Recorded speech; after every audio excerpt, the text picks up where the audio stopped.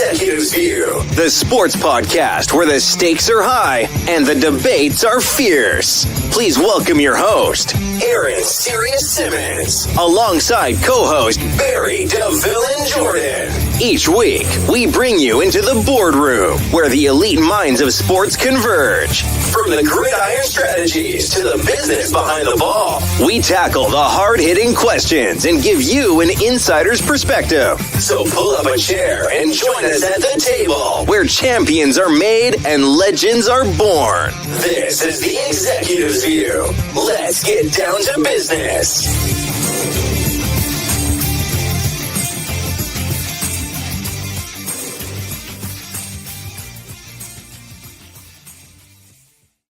What's going on, everybody? Welcome to the Executives View. This is the view from on top. You could be anywhere in the world, but you're here with the executives, and I do appreciate that.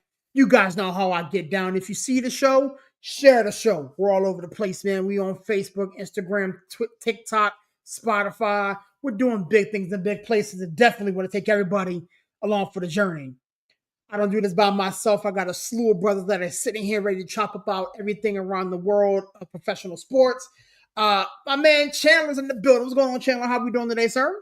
I'm all right, man. I gotta, say what's up to Barry. He's not feeling well, and Yeah. all good. It's just the Villain is out the Villain is out the way. He's feeling a little bit under the weather, so prayers up to Villain.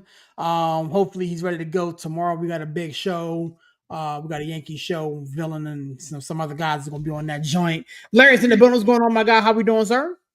Man, we on so much stuff, man. You can't even remember it all, man. We everywhere, man. You all over this, man. Hey, I do the finger thing to kind of keep myself on track, and I lost count, man. These Steelers got me so pissed off, man. I can't even get my intro right. Look, that just mean that we everywhere. We making ourselves readily available. Prayers up to Barry. Hopefully Barry can get us together. And we'll see. We'll see how he feeling. He on the IR for right now. We're gonna put him on there. Right, 10 day. Right. 10 day IR. 10 day IR, man. Yeah, we in the house. Man. Yo, man, good to see everybody here. Maybe Steve will be by a little bit. If not, we'll run the three-man weave. Believe me, we got a lot to talk about. It's gonna be fun. It's gonna be fun to talk about. You know what I'm saying? With that being said, I wanted to start with the NCAA tournament really quickly. We are now in the Sweet 16. We got, I don't want to say somewhat chalky, first weekend of the tournament. I wanted to give everybody an opportunity to kind of, talk about how, their bracket's doing, probably busted like everybody else. But any surprises, teams that are kind of, stepped up, players that you want to talk about? CK, talk to me, my guy. Where's your head at? I don't think it's been as chalky as people thought it was going to be. Personally, I like what I saw. McNeese State, Maryland, because I don't think anybody really gave Maryland a real shot. You know what I'm saying? To be in the Sweet 16. I mean, hell, nobody's been talking about Maryland all season. And that was the best game of the tournament. That was the best game of the tournament. I don't care what nobody says. That was the best game of the tournament to me. Michigan getting into Sweet 16. I know they're a 5 seed, but again, nobody was really talking about Michigan. Them getting in is good. Ole Miss, I figured, let's see, Arkansas. I had Arkansas losing, but Calipari, he's doing what he's doing. He's getting his team, getting everybody's hopes up, and his team's gonna lose. But it's BYU. For me, is the team, because they were supposed to get blown out by Wisconsin, and instead they beat Wisconsin. They were winning most of that game. They got close to end, but that game really wasn't as close as the score indicated.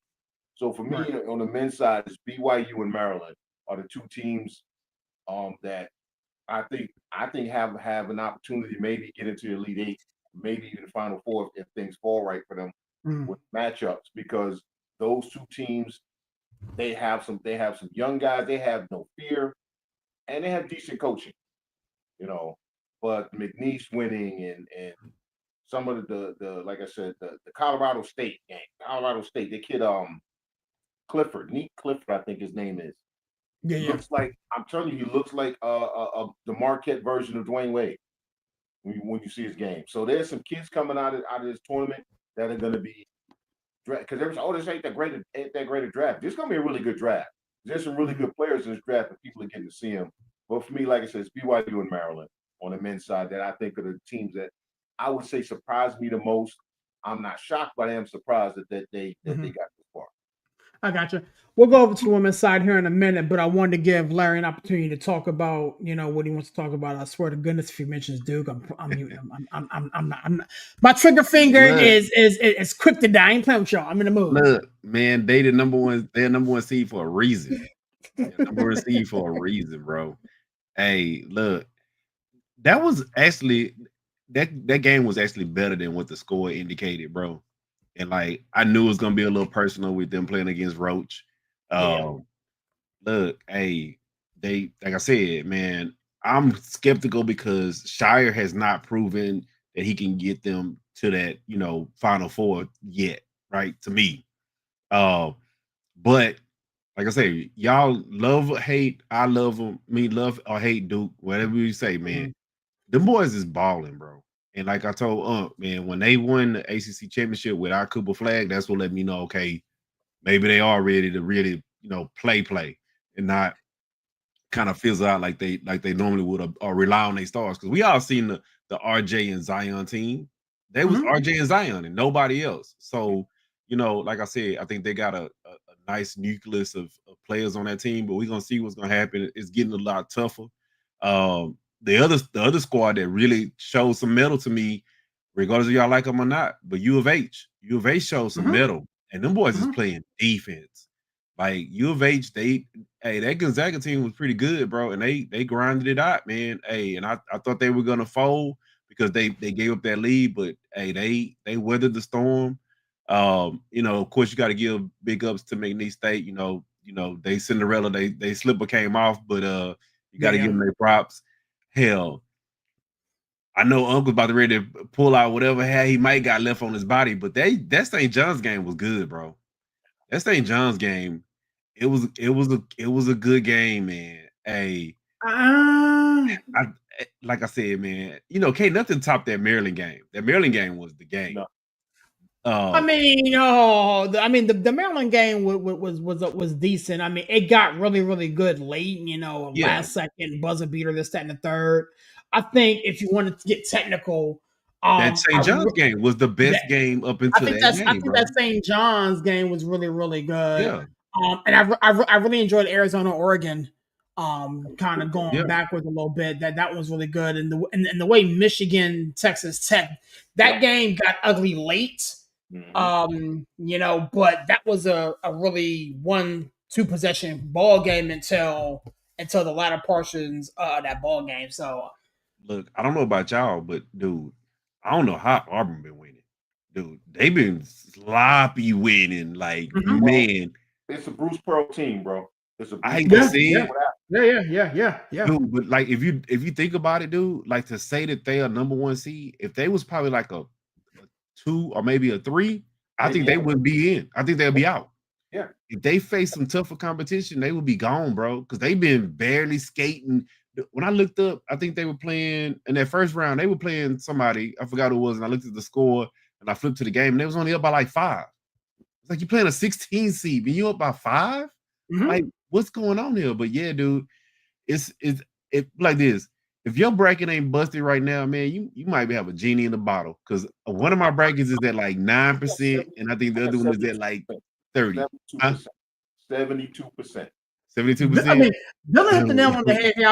I was gonna go to that the Florida UConn game. I mean, honestly, it was a decent game. UConn had that game pretty much in hand until late. It was like a 35 to maybe a minute and a half stretch where the turnover happened, the dude gets the bucket, you get the run out, you get the tray ball, and then UConn really just sputtered, and then Florida tried to give him the opportunity So I mean that game was really really good. I still wouldn't put that above. Yeah, I wouldn't. You I wouldn't put it know, above those other two. I wouldn't put it but above I mean, those other two. again, for It was for for good. for UConn to rattle off, I think it was 13 straight tournament wins, before losing to the understood number one seed and the That just mini folk it, champion is tough. Florida showed up tough. watching that UConn game though, it just let me know that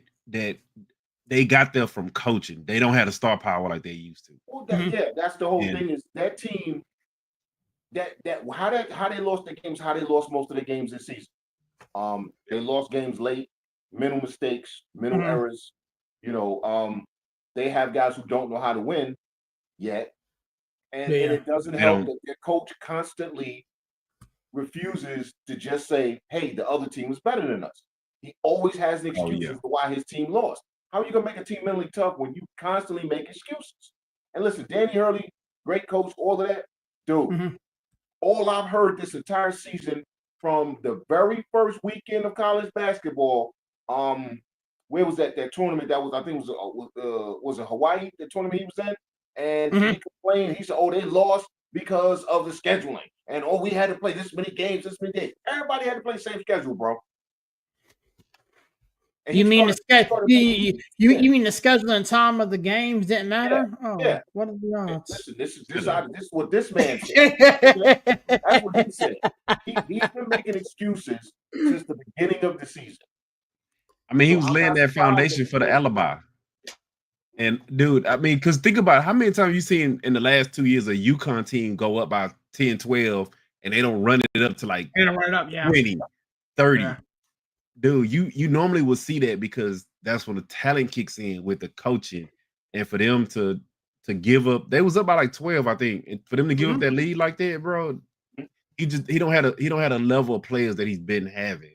And you could tell it, but I look at it like this, I mean, I'm not sure if you guys saw it, but I watched, the Netflix, Olympic thing, and Coach Steve Kerr said this a lot, especially, when they were playing France. A couple more seconds and they're gonna let go of this rope. And Florida never let go of the rope. UConn was smacking them. UConn was hitting them with some stuff, but they never let go of the rope, and they just kept clawing until later on in that ball game when Florida's talent can come in and take over. Right. And so I'm not saying that UConn had a bad coaching like that, but like you said, Larry and CK, the talent that's on that Florida sideline won them that ball game, even though some defensive situations and some matchups didn't. Before we get a rebuttal, I got Coach in the building. What's going on, Coach? How we doing, sir? What's going on? Oh, good night. Okay. Nope. Yeah, but he's not here. I'm here. What's going on? It's like I got 17 different things going on right now. It's just like, but anyway. So what are we talking about? I was in the green room for a little bit, hearing about the tournament and stuff like that. Yeah, we're on the men's side of the tournament right now, talking about surprising things that you liked, things that you didn't like. We're gonna flip it over to the women's side, really, and then we're gonna run off, man. We got a lot to hit. Yeah. So real quick, I'll say this. I am surprised, and I know there's one person on the panel right now that isn't surprised. I'm surprised at how dominant Duke looks. Duke looks good. Duke looks scary. This looks like one of those teams that can make a. That's what happens when you say something nice about Duke. I'm in the mood. My trigger finger's heavy today. I'm in the mood. Man, look, your Tar Heels got in by hope and a prayer, man. Hey, it's like, look. Look, like I said, like Duke looks good. I'm surprised. I'm surprised at how good they look. They for me, they were the best looking team of the weekend. They didn't have any trouble getting through the weekend, I don't think. They didn't have any trouble getting through the first weekend. Look, I will own up to when I'm wrong. I didn't think Michigan State had it. I didn't think they had it in them. Now here they are, they're in the Sweet 16, and again, Izzo will get all the credit. because that's what happens with that particular school. I was shocked at Houston, and I'll say this Mhm. because me and Larry talked about this off air. For a team that is defense, pressure, pressure, pressure, Gonzaga start pressing them, and they forgot how to play basketball. Right, right, right, They short circuited. They forgot how to play basketball. The team that it's just funny how it's like you do this to teams, and then when it gets put back on you, when somebody puts that mirror up to you, they just it was weird, and they were lucky that they survived that game. But again, look, UConn, Florida. Look, we can talk about the refs. We can talk about this. Talk about that. That was a Elite Eight game that got played in the round of 32, which is ridiculous because this speaks to a bigger thing. The committee, and we talked about the committee last week. They misseeded this tournament so bad. It's just I think this whole thing was just teams were misseeded. Um I don't like how that worked out. I feel like anybody who's on that committee this year, Bubba Cunningham included, needs to find another thing to do next March. Because I didn't like how this tournament was put together. But I will say something else. Look, the elephant in the room. That kid Queen made a hell of a shot. He took 3 steps. He traveled. Not a ref in the world is gonna call that because he It's a don't want it to be gather about step, you. Steve. You know what I'm Gather saying? step. Gather step my ass. It's like he yeah. took three But steps. that's what they let him It do now, Steve. That's what they yeah, let them That's do. what they let I him do don't now. care. It's like more than 2 steps is a travel, but it's like I wouldn't call it travel. I mean, No. but it is what it is. It's like, you know what I'm saying? It's like, I mean, look, I wouldn't have called it. I would have been like, hey, now if he would hit that shot against Texas, I would be screaming bloody murder. But It's Colorado State. Nobody but cares. but he didn't, and I just Colorado State played an excellent game, Yeah, he and did. They did. that was my favorite game of the tournament so far. That was Mhm. just because Colorado State had made a three the whole second half, and then that kid finally makes one, and then for Right. for that to happen, that was just crazy. Yeah. But yeah, like the men's tournament, like after a ho hum Thursday and Friday, Saturday and Sunday was amazing. Yeah. Saturday and Sunday worked. I Hmm. was loving watching Saturday and Sunday's games. Um, Arizona, Oregon probably was the game of the weekend that I just stayed glued to. I couldn't get enough of that. I was Um, asleep. I watched that one in I its watched that one. entirety.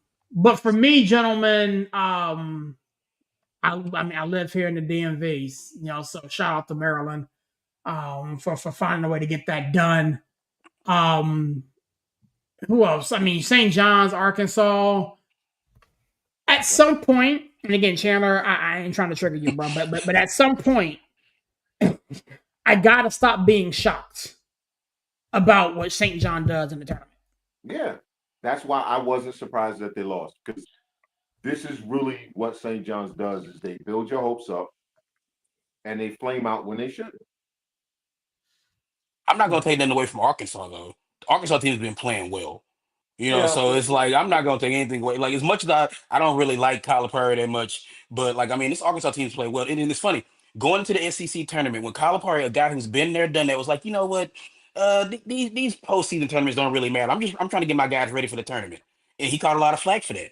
I mean, but the Mhm. proof is in the pudding. The Razorbacks, as much as I can't stand Arkansas as a whole and just as a concept, they're in the Sweet 16. So Right, right. So looking ahead, to this weekend, say Yeah, it why you again. don't want to talk about your Tar Heels, man? Ain't nothing to talk about. We lost. yeah, I mean, he was, We he was, lost. Like we played 2 games, lost to Ole Miss. We got it down by 22. Thought yeah, tried to make a comeback, and it was we a, lost. it was Ain't a shit to talk about. thorough drumming. It was nothing to talk about. I It, mean, there's nothing to it, talk about. Yeah, I it, mean, was- it's just it was so bad. I Yeah. got a brother in the transfer portal now. It is what it is. which is ridiculous that the transfer portal yes, opens up during the tournament. it is. It is. It's It is. Dude, the ridiculous. dude You from know, Michigan, Scottie Pippen's son, already in the portal, and he's still in Yeah. the tournament. you see, Still in the he's in tournament. the Team still in tournament. the tournament. Yeah. Like team with again, talk about a team that I was wrong on. That Michigan team is tough. They fiery. Like I like the way they're playing. And then it's Yeah. like, but these kids have to make this decision because it's like he has to be like, well, look, I need to try to go somewhere else next year. Right. I'm happy for y'all this year, but I gotta look out for me. I just think you should give these kids a little grace to where it's like whenever your team is eliminated from the tournament, then let them decide if they want to go in the portal or not. And I what got you're two. doing, I got two in the portal. My bad. I got two. Elliot Cardozo and Jalen Washington, both in the portal. Or and even what worse, you're it's doing not gonna kill you to wait till the tournament's over with. but No, no, it's not. because they Like, got to shit. do it now. But you're impacting teams. You're literally affecting the tournament because hmm this is team's depth. Some of these guys are leaving. These are depth guys. Okay. Mm-hmm. Yeah. Well, this guy didn't score that much with it. Okay, what happens though if they get in the game? A couple of people foul out. Somebody gets hurt. Now hmm you don't have that bench depth. Now you don't have that guy who basically you were kind of bringing him along slow. He wasn't getting a lot of minutes, but he can play. And in a pinch, Yeah. he can go in. He's gone.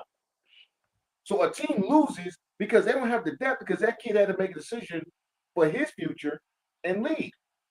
It makes no sense on any level, bro. It makes no sense. Well, I mean, Well, this I is mean, why until they tighten up the NIL, and I love NIL as a concept and idea, but it's the wild wild west. And Yeah, until they bring it, until they reel it in, this is what's gonna happen. Over 700 kids hit the portal. yeah, That is ridiculous. yep, yep, here's the crazy thing. Like to your point, CK. It happened on the football side of things. Right when the season ends or whatever, teams and players are hitting the portal and now in the middle of the tournament, like in the middle of the tournament, yeah, guys are hitting the portal. Dude, this is the part that I'm Um, not gonna like about it, right? So say you at one of these smaller schools and you know how they underrate these guys. They're like, you go hmm to St. Mary's, you can't play. Get out there and the dudes start busting ass. And they're like, you know what? I think you might want to come play over here with us. Hey yeah, man, we got some NIL money over here. Yep. hmm And um, the kid from going to like I the say, dude, that's gonna HBCU, be Mikey somebody. Mikey Williams. Yeah, yeah, Yeah. in the dude. portal already. Dude, that's crazy. Cause we all know how these guys are. They recruit each other.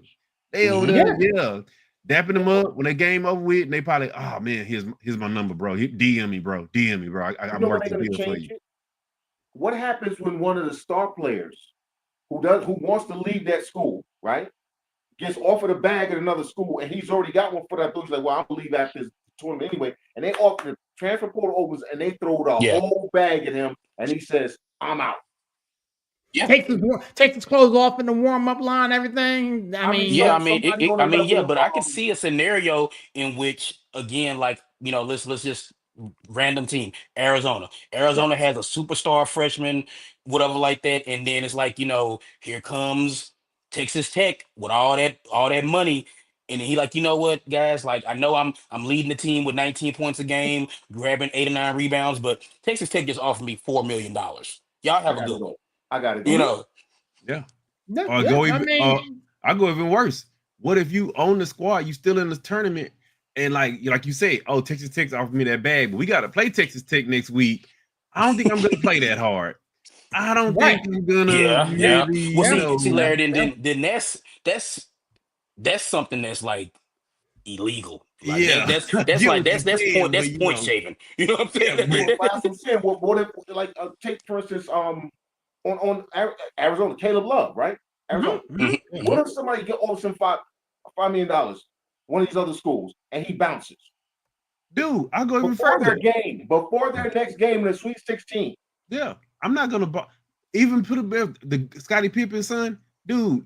He already out of there. You think if we put him in the game, he gonna play hard? I'm not blowing my knee out for y'all, and I'm already out of here. I'm not risking That's yeah, my why they let him bag. go. yeah. But I'll go even further, dude. Even the guy for Arkansas, I can't remember his name. He balled out at was it like South Florida or something? Mm-hmm. FAU, FAU, FAU. yeah, FAU. yeah, Yeah, yeah. Mhm. yeah, dude. They was all the way in the Final Four. You trying to tell me he ain't already knew he had that Arkansas bag ready? Oh, Yep. he had a Yeah, bag waiting for him. Maybe not just from yeah. Arkansas. It was, I it was, mean, some, it was a couple of bags. Will Clayton, who is probably Florida's best player, he was at Iona. Okay. Right. It Yeah. was like, and he lit it up in the tournament, and all of a sudden, them boys in Gainesville was like, because he was supposed to go to St. John's. Yeah, and people follow thought he was gonna Pitino, follow Pepino to St. John's, but then and then he Florida said, made a left turn to Albuquerque and "Listen, ended up Florida, in Florida Gainesville. opened up the bag and say, take a look at this, bro." Yeah, They yeah, was, they that's was like, crazy. Will, they were like, Will, do you like Jordans?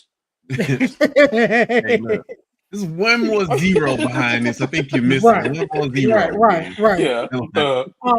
Moving right along, man. We got a whole slew of games this weekend to get to. Give me one, maybe two that you're looking forward to seeing. Coach, talk to me.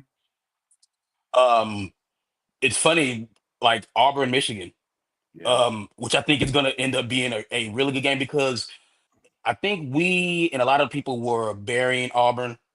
And look, Bruce Pearl still has time to choke, CK, I know. it does. But man, it looks night and day. The team that I saw play in Nashville is totally different from the team I saw play over the weekend. Mhm. Yeah, It's just like Janai Broom looks like he's got his swagger back because he looked lost in SEC tournament. But that boy looked like he got it back together. I liked that Auburn game. I tell you what, I think there's a situation where Florida, I picked them to win the championship. I do not like this matchup for them. I just don't. Maryland is a scrappy squad, dog. I They are don't a like this scrappy matchup for them squad. because what Florida does best, Maryland guards. So it's just Maryland's so tough. They're so tenacious, and I don't like this matchup for them. I don't. It's like I said, Florida's my champion. I picked them to win, but man, I Mhm. feel like if they can get past the Terps, then they cooking with gas. But it's Yeah, like they got to get past the Terps yeah. Right. because winning a game like that does something to a team. Mhm. And it's like so Florida's going to be now like I know coach is going to be in their butts all this week leading up to it because that wasn't a very good showing, Right. over the weekend. Right. Right. And UConn, that game could have been had by UConn. Yep. But Mhm. then Maryland, they're riding high off that wave of that buzzer beater winner to where it's like it's it's interesting to see what's gonna happen with those. Those are the two games that I'm really looking at. One, because I Mhm. think my champs might have a little bit of trouble. Right. Right. I think for me, I go to the rest of you guys in a minute.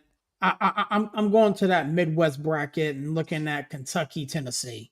Yeah. Mm. That's going to be an interesting ball game. Both of these schools throughout the year has had been up and down, and just as much as I talk crap about the SEC, yeah, they balling this year, and they balling. And then obviously for obvious reasons, Arizona Duke. Um, I hate Caleb Love, but I gotta love him this week. um, The enemy of my enemy is my friend. right. So, um, both of those games for me is two that I got circled. That Hmm. I got to sit down and watch. Man, Larry, talk to me, y'all. Man, you already know which game I want to watch. Well, I mean, We just talked obviously, about it. Larry, I mean, you Well, want yeah. to see the Caleb Love go off against Duke. He's 2-0 some of this shit. Man, it's I mean, crazy. the thing about that is, bro. I mean, Caleb Love is gonna do what Caleb Love do. I want to watch the game because I think it's gonna be a little bit closer game. I just hope Duke don't get too high and cocky. You know how young guys are. Uh, when they start winning and they've been winning by sizable margins, they start feeling themselves. So I don't want to. I want to see what's gonna happen. Um, like I said, we'll see. We'll see what happens. But that's gonna be my first game I want to see. And of course, Steve, I'm surprised he missed it. Dude, I want to see this Houston game.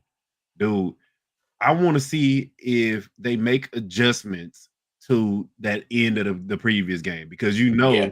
that Purdue's gonna come out and run a zone against them. Mhm. How do you I gotta backtrack real quick. I gotta backtrack now.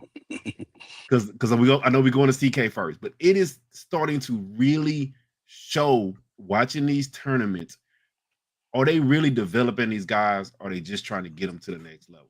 Because me and Steve about to go, we about to have a heart attack over here watching guys literally confused to play against a zone. You watch It's okay. guys, Okay. It's not taught though. Like yeah, it's No, it's not. it's not why, taught.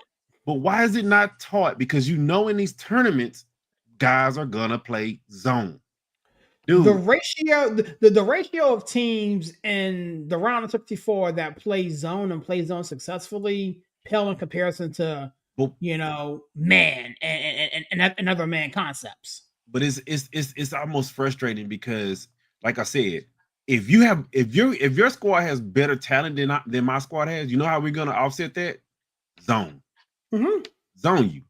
We're gonna run a 1-3-1. We're gonna run 2-2-2-1. We're gonna run some type of zone to keep your best players from in one-on-one situations, right? And it's mind-boggling that these guys are not being taught how to how to defend in the zone, but then how to break a zone. It's because you can pick a zone, people. yeah, but you watch these games, and it's like even when guys are in zone, you're giving up offensive rebounds. Why? Because you don't know how to you don't know how to box a guy out on simple stuff. You in the zone, you see the shot up, you turn around, you find a man, you box his ass out, you grab the rebound. It's almost starting to make me wonder. This is why we see the NBA that we see today, because they don't teach this to these guys. Even when they in a one-on-one situation, right? They play in man. Whatever happened to the back screen? Whatever happened to the down screen? They don't even do that. They're just basically just running around just like you see in the NBA and hoping somebody get open and get an open shot or force a shot up. Well, it starts with AA. It starts with AAU. Crazy. It's the AAU like generation. It's like, a friend of mine, he coaches like youth basketball, and he was like the tournament. They were in a tournament. The one team full of let's call it a book, unathletic kids. They won the tournament because they boxed out. They played zone defense. They, they did basic basketball stuff. And these Basic. kids, they didn't know what to do with it. They didn't know what to do. Dude, Well, that was so frustrating. The parents and here's the AU thing. You guys go watch some of these games and watch how the coaches can't coach because the parents is too worried about my kids and Steph Curry. So it's about, hey, go over there and jack up a three. Go over there and jack up a three. I ain't running no back screen. You gonna run around like Steph Curry until you open. We gonna pass you the ball. You gonna jack up a three. And I ain't setting no screen for you. Give me the ball so I can shoot the 3 So, it's disgusting. It really is. It's me and nasty. Steve watched that game. Did y'all watch the end of that Purdue game? They literally had like, was it 4 or 5 turnovers? Yep. You literally couldn't even. They didn't even know how to get the ball past half court. And they weren't pressing. They weren't even pressing. They were just in the zone. They saw the zone. And they was like, oh, there's 2 people at the top of the key. All is lost. All is lost. What do we do? Like what? Dude, it's so crazy. That's why I call you guys choking dogs, because I look at these coaches and I see that they don't prepare their teams. I mean, Bruce Pearl's a great coach. Is he though? Is he though? Tell me when his team. Tell me a team that he's coached that's ever overachieved. His team's underachieved like hell. They don't overachieve. So that's why the Michigan Auburn game comes here, because I think Auburn's going to lose. Matter of fact, I know Auburn's going to lose. I know. Yeah, like I'm very interested at that Michigan Auburn game. Like I said, Kelvin Sampson has a knack for losing heartbreaking games. He does. Yeah. He gets there. He gets right to the doorstep, and the bride runs off with the groom. You know what I'm saying? An earthquake happens. He gets so close.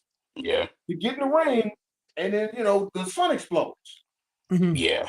I mean, I mean, you're right. I mean, that Houston team that lost to Arizona a couple years ago, I thought was good enough to win it all, and they did.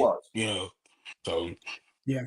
Moving right along, gentlemen. You know that's what's going to happen in that Purdue game. They're going to look at that film and be like, "Oh, these guys didn't know what to do versus zone. So now, what we're gonna do? Play a little zone."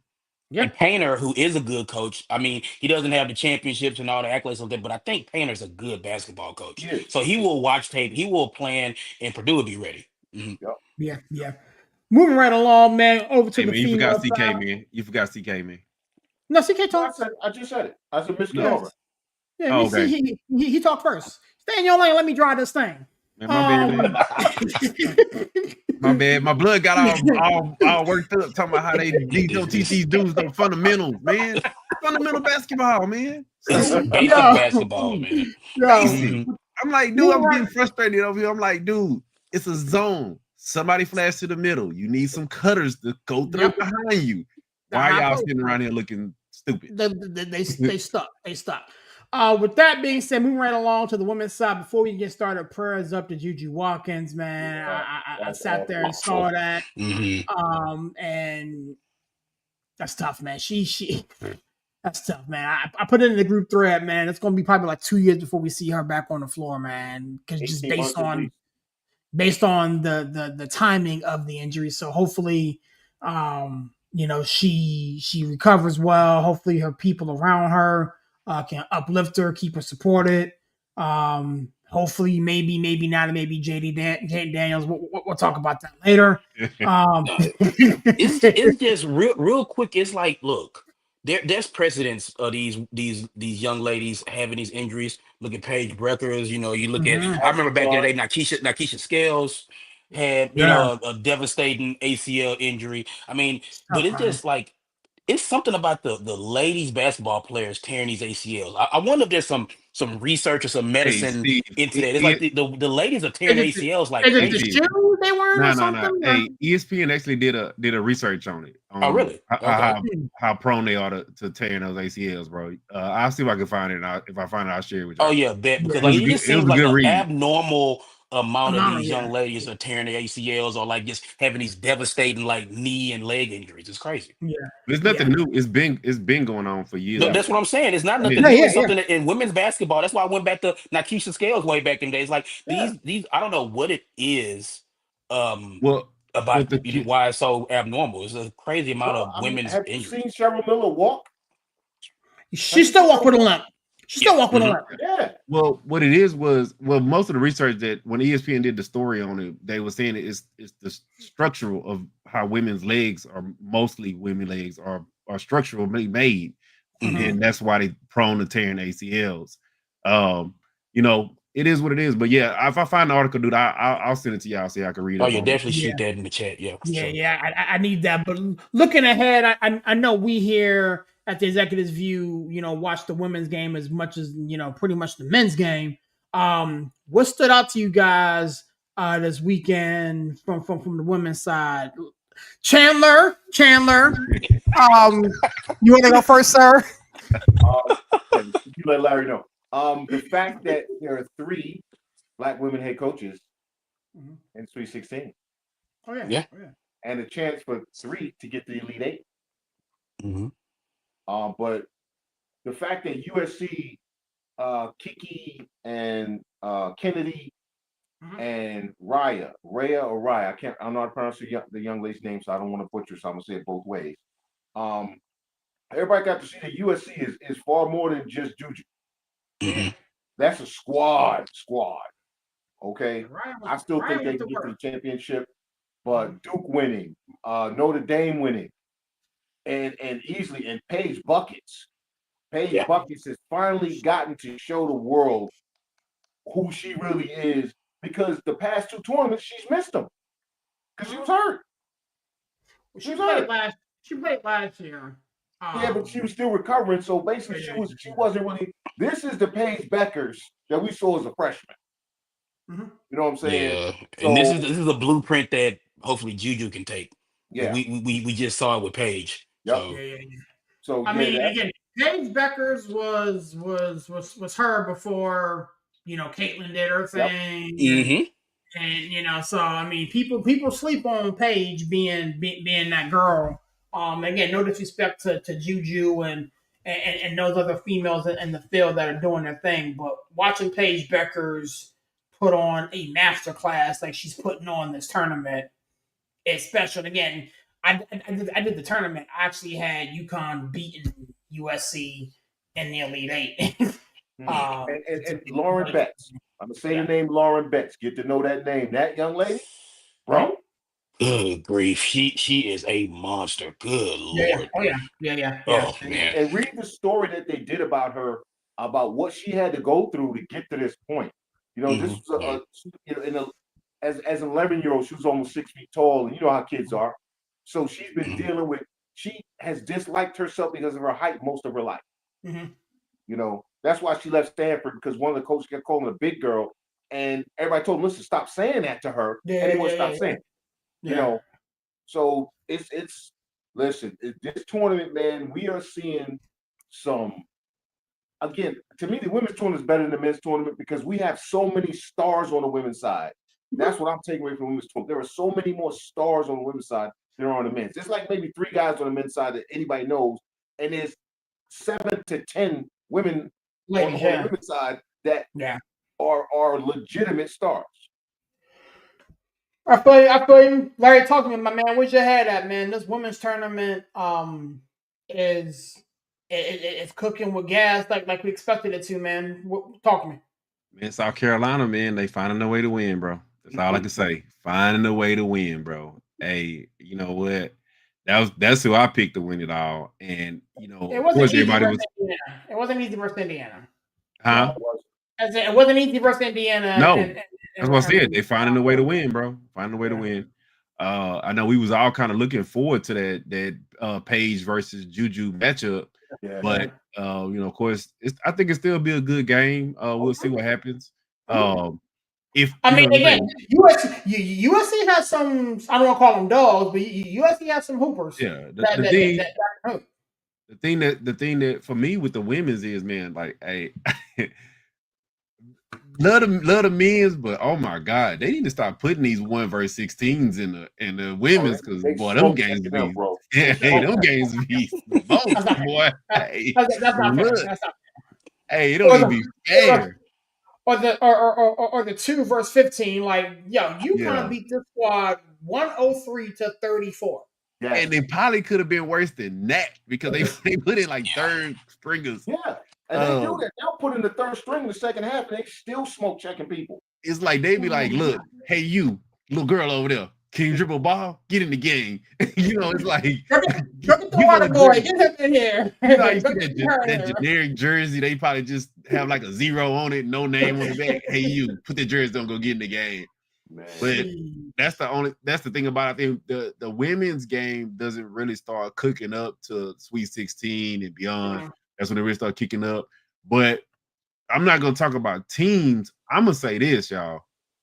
What the hell was they giving Haley Van Lith at LSU? Like, I have no idea. That girl bring a lot. They played her out of position. Bro, dude, I'm over here like, man, she lighting it up, bro. She she lighting it up. Like, well, wait a minute. I mean, hit the deal. So think about the roster that was there when Haley was there at LSU.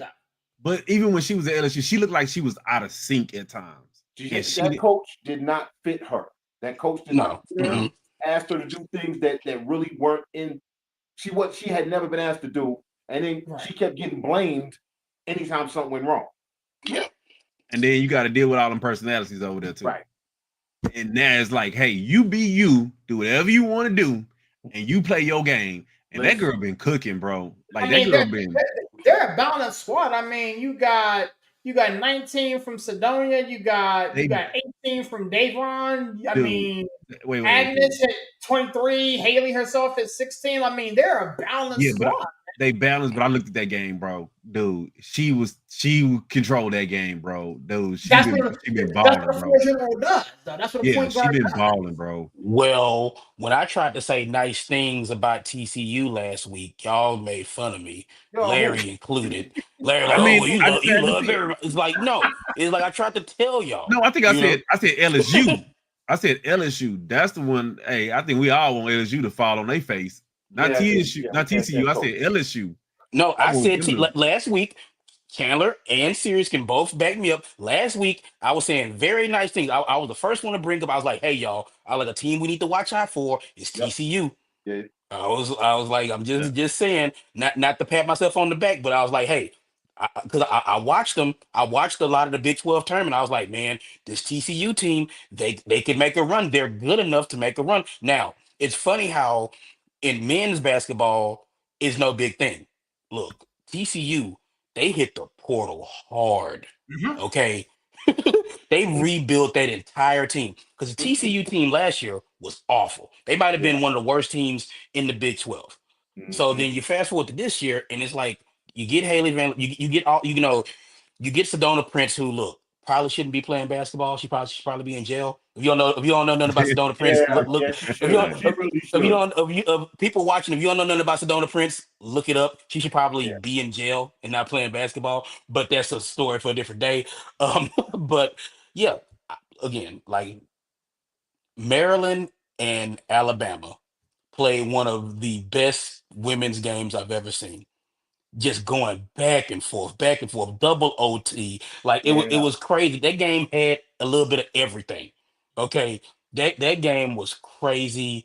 Um, I tell you what, Larry touched on it earlier. It's like UConn, like Gino, they're up 47 points, and Gino is their arms folded, scowl on his face, yelling and screaming, stuff like that. It's like I feel like this is a UConn team, especially with, and CK called it, Azzy Fudd.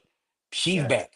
She is Mhm. 100% healthy Mhm. now. She's back, and she's gonna be a force to be reckoned with moving forward to this tournament because her and Paige, they are back at it. They are back healthy. And look, Gino is doing some of his best work, and that's saying something for a guy who has 11 championships. Yeah. Who, Right, who right. but he is doing some of his best work, like this year with this team because he got them firing on all cylinders. Yeah. Yeah, it's gonna be interesting to see what pops off, man. Larry, talk to me, my man. Actually, no, you spoke, Steve. Just Now you wanted, don't need no help. Now you need some help, huh, bro? Yeah. no, Yeah. Okay. again, Okay. I got a Now circle. I who's got a forgetting circle. shit? So I Yeah. got a so circle. Yeah. See, yeah, 'cause I kind of jumped in a little bit. So yeah, in my defense, Steve was popping in, probably he was having some technical difficulties. I was. It's just the yeah, but so here's the thing. Looking at the tournament as a whole, you talk about firing on all cylinders. South Carolina, Yeah, a team that doesn't need a Quiet. chip on their shoulder now has a Quietly. chip on their shoulder. And so it's look out for anybody having to play South Carolina. Now, I did say that I thought whoever won out of Utah and Indiana would give them a game closer than people thought. In Indiana, God bless them, they fought as hard as they could, and Yeah. they hung in there for longer than people thought they did. Now, got away from them toward the end, but I'm gonna tell you something. There's a team in the ACC, and they are the NC State Lady Wolfpack. mm-hmm. Make it plain. Okay, LSU got their hands full. look, if you have not seen the Lady Wolfpack play, th- look, they are amazing. I love them. They can shoot it. They play good defense. Look, I would not be shocked if they won this game coming up here. Didn't I they would not play be the shocked team at all. that broke their streak? That was NC State, wasn't it? Hmm. Mm-hmm. Yeah. Yeah. So like like I said, I'm a big fan of the Lady Wolfpack. Got the chance to watch them a little bit more in depth over the weekend for the first time in a month or so, or whatever like that. Because I've been so focused on another team, the Lady Horns of Texas, Mm. who look, they got their hands full with Illinois coming up here pretty soon too. So it's like this is a Illini this is a Illini team that is very very good. Again, the Big Ten not what it typically is on the women's side, but Illinois is a good team. I'm not too worried about it, but because They beat Illinois. They beat Illinois. I mean yeah They they beat played Illinois. Tennessee. Yeah, I forget. They Yeah, played Tennessee next. yeah. So it's just like I feel like you have again we said this last week and I still think this is true. You have about well now it's kind of dwindled down a little bit. I think you have like 5 or 6 teams that legit say, you know what, why not win this thing? Yeah. Mhm. And it sucks that USC was one of them. And I just think with the Juju injury, I think there's still talent on that team, but it's like they were going to need Juju to make a legit run at this. So now I feel like UCLA, Texas, South Carolina, TCU. I mean, these are the teams who the cream rises to the top always, and it's gonna Look, be it's gonna be wild to see what happens and see who gets to Tampa. don't sleep on Notre Dame. Oh, I'm not sleeping on Notre Dame at all. And, I mean, Notre Dame. They stumbled into the tournament. They beat the brakes off of Austin. They beat the brakes off of Michigan, but they got a game TCU team coming up here Mhm. in the Sweet 16. And we sat here earlier and talked about how TCU kind of hit the transfer portal, rebuilt that squad. And wouldn't shock me if TCU won it. I think Notre Dame. If Notre Dame that we've watched all year Mhm. come to play, then they may have some issues. But looking at But Notre Dame, yeah, if TCU is gonna shoot the three, the way they've been shooting the three, it's gonna be tough for Notre Dame to beat them. Yeah, but They have been their lights place to out be is from Notre three. Dame, and Mhm. that's going to be a good ass. That's going to be. I think that's going to be one of the best games out Mhm. of out of this out of Sweet 16. I think it's going to be one of the best games. yes, it's gonna be fun. I mean, here's the thing: which Hannah shows up? That's it. That's key. Which Hannah are we gonna get? Like again, I've quietly been watching. I'll say quietly, but I've been watching a lot more of the women's side of things all year more than I watched the men's side. And again, Mhm. based off of just luck, I've been catching a lot of Notre Dame and Hannah. When Hannah's on, When she's on, Notre, yeah, Notre Dame's untouchable. yeah. Yes. So it's But gonna be Hannah's funny. Hannah's had some stinkers, and that's the Right, Yeah. thing. It's Yeah. just right, like she's one of those players where when she's on, Notre Dame's tough. right. And I tell you, another team where it's like, look, I don't know. Like I said, I don't know why I gravitated toward the Big 12 so much. Man, look, big ups to Kansas State. Yeah. Yeah. Look, I know Georgia Moore, like she missed a wide open shot. she, There you go. she Wow. was Yeah. wide open, That and sucks. I hate because she was so good and she She literally was so wide helped open rebuild too. Kentucky Yeah. basketball. And for Mhm. her to miss that shot, my heart just broke for her. But that Kansas State team's tough, and I like I said, I like the way they play. But yeah, man, Georgia, oh good, my heart just broke for her when she missed that shot. I Well, mean, you from Texas? Tamara Poindexter has that dog in her dog. Like, you know who family is, right? Yeah, You know what I'm saying? So yeah, I mean, she's been cooking. Go ahead, Sam. I was I gonna was say you should be partial to the Big 12 because y'all from Texas. That's the big. That's literally the all. You know what I'm saying? All the nonsense they got going on now. The Big 12 was where all the Texas teams were. So hey, y'all kind of should be. I Good, mean, hey, Larry. I wanna upset y'all though, because you know what? While everybody's talking about all these other teams, it's a very real possibility that the Lady Devils and the Men's Devils could win it all. Them are Lady you talking Devils about been Duke again? balling. Are you talking about Duke again? Yeah, You yes, know what? brother. I'm only rooting for I'm Duke. going. They've been That's balling, man. Hey, they've been balling, man. While you playing around, hey, them Lady Beat Blue North Devils Carolina. been balling, Beat bro. North Carolina. Beat Dude, beat uh, beat my Lady Tar what's Heels. her name? Ashton. How you say her name? Ashton Jackson. Dude, she been Mhm. balling, bro. Dude, Good like, one. dude, Good one. I they've know been it. so sneaky under the radar. People been looking at everybody else. They've been so sneaky. They could be that one team to say knock off South Carolina, make it to the Final Four, and then you don't even expect it. And there we go. but Like I that's said, it would that's be that's lovely. coaching. That's coaching. You understand what I'm saying? That Mhm. Yeah, that's Carol Lawson. That's Carol Lawson. yeah, Has done an amazing job with that team Yeah. yeah. because they didn't start out great. No, but they've been Mm-mm. hot. They've been hot. They've been hot They've down the gotten stretch, better. bro. I Y'all mean, know and it's I am. pedigree, and it's pedigree because Carol Lawson knows how to win this time of year. Yep. Correct. She knows what to do. You Dawn know what Staley, I'm saying? Carol So Lawson. I she knows how to get a mean, team ready to march through a tournament. So it's like because she's done it herself. So I mean, correct. it's like yeah, Yeah, man, it's gonna be fun. I mean, UNC, I Duke. kind of hate Howard lost though. I want to see them go a little bit farther. Yeah. Yeah, I get it. Well, speaking of that, man, we got some games this weekend, man. Which one are you looking forward to seeing? Larry, talk to me. I mean, you already know I want to see Duke, North Carolina, man. I don't care if Yeah, it's women, men's, it's gonna be walls, good. if It's it's gonna be good. rock fights, if it's slap boxing, whatever the case is gonna be, man. Hey, look, that rivalry right there, man. Look, it run deep.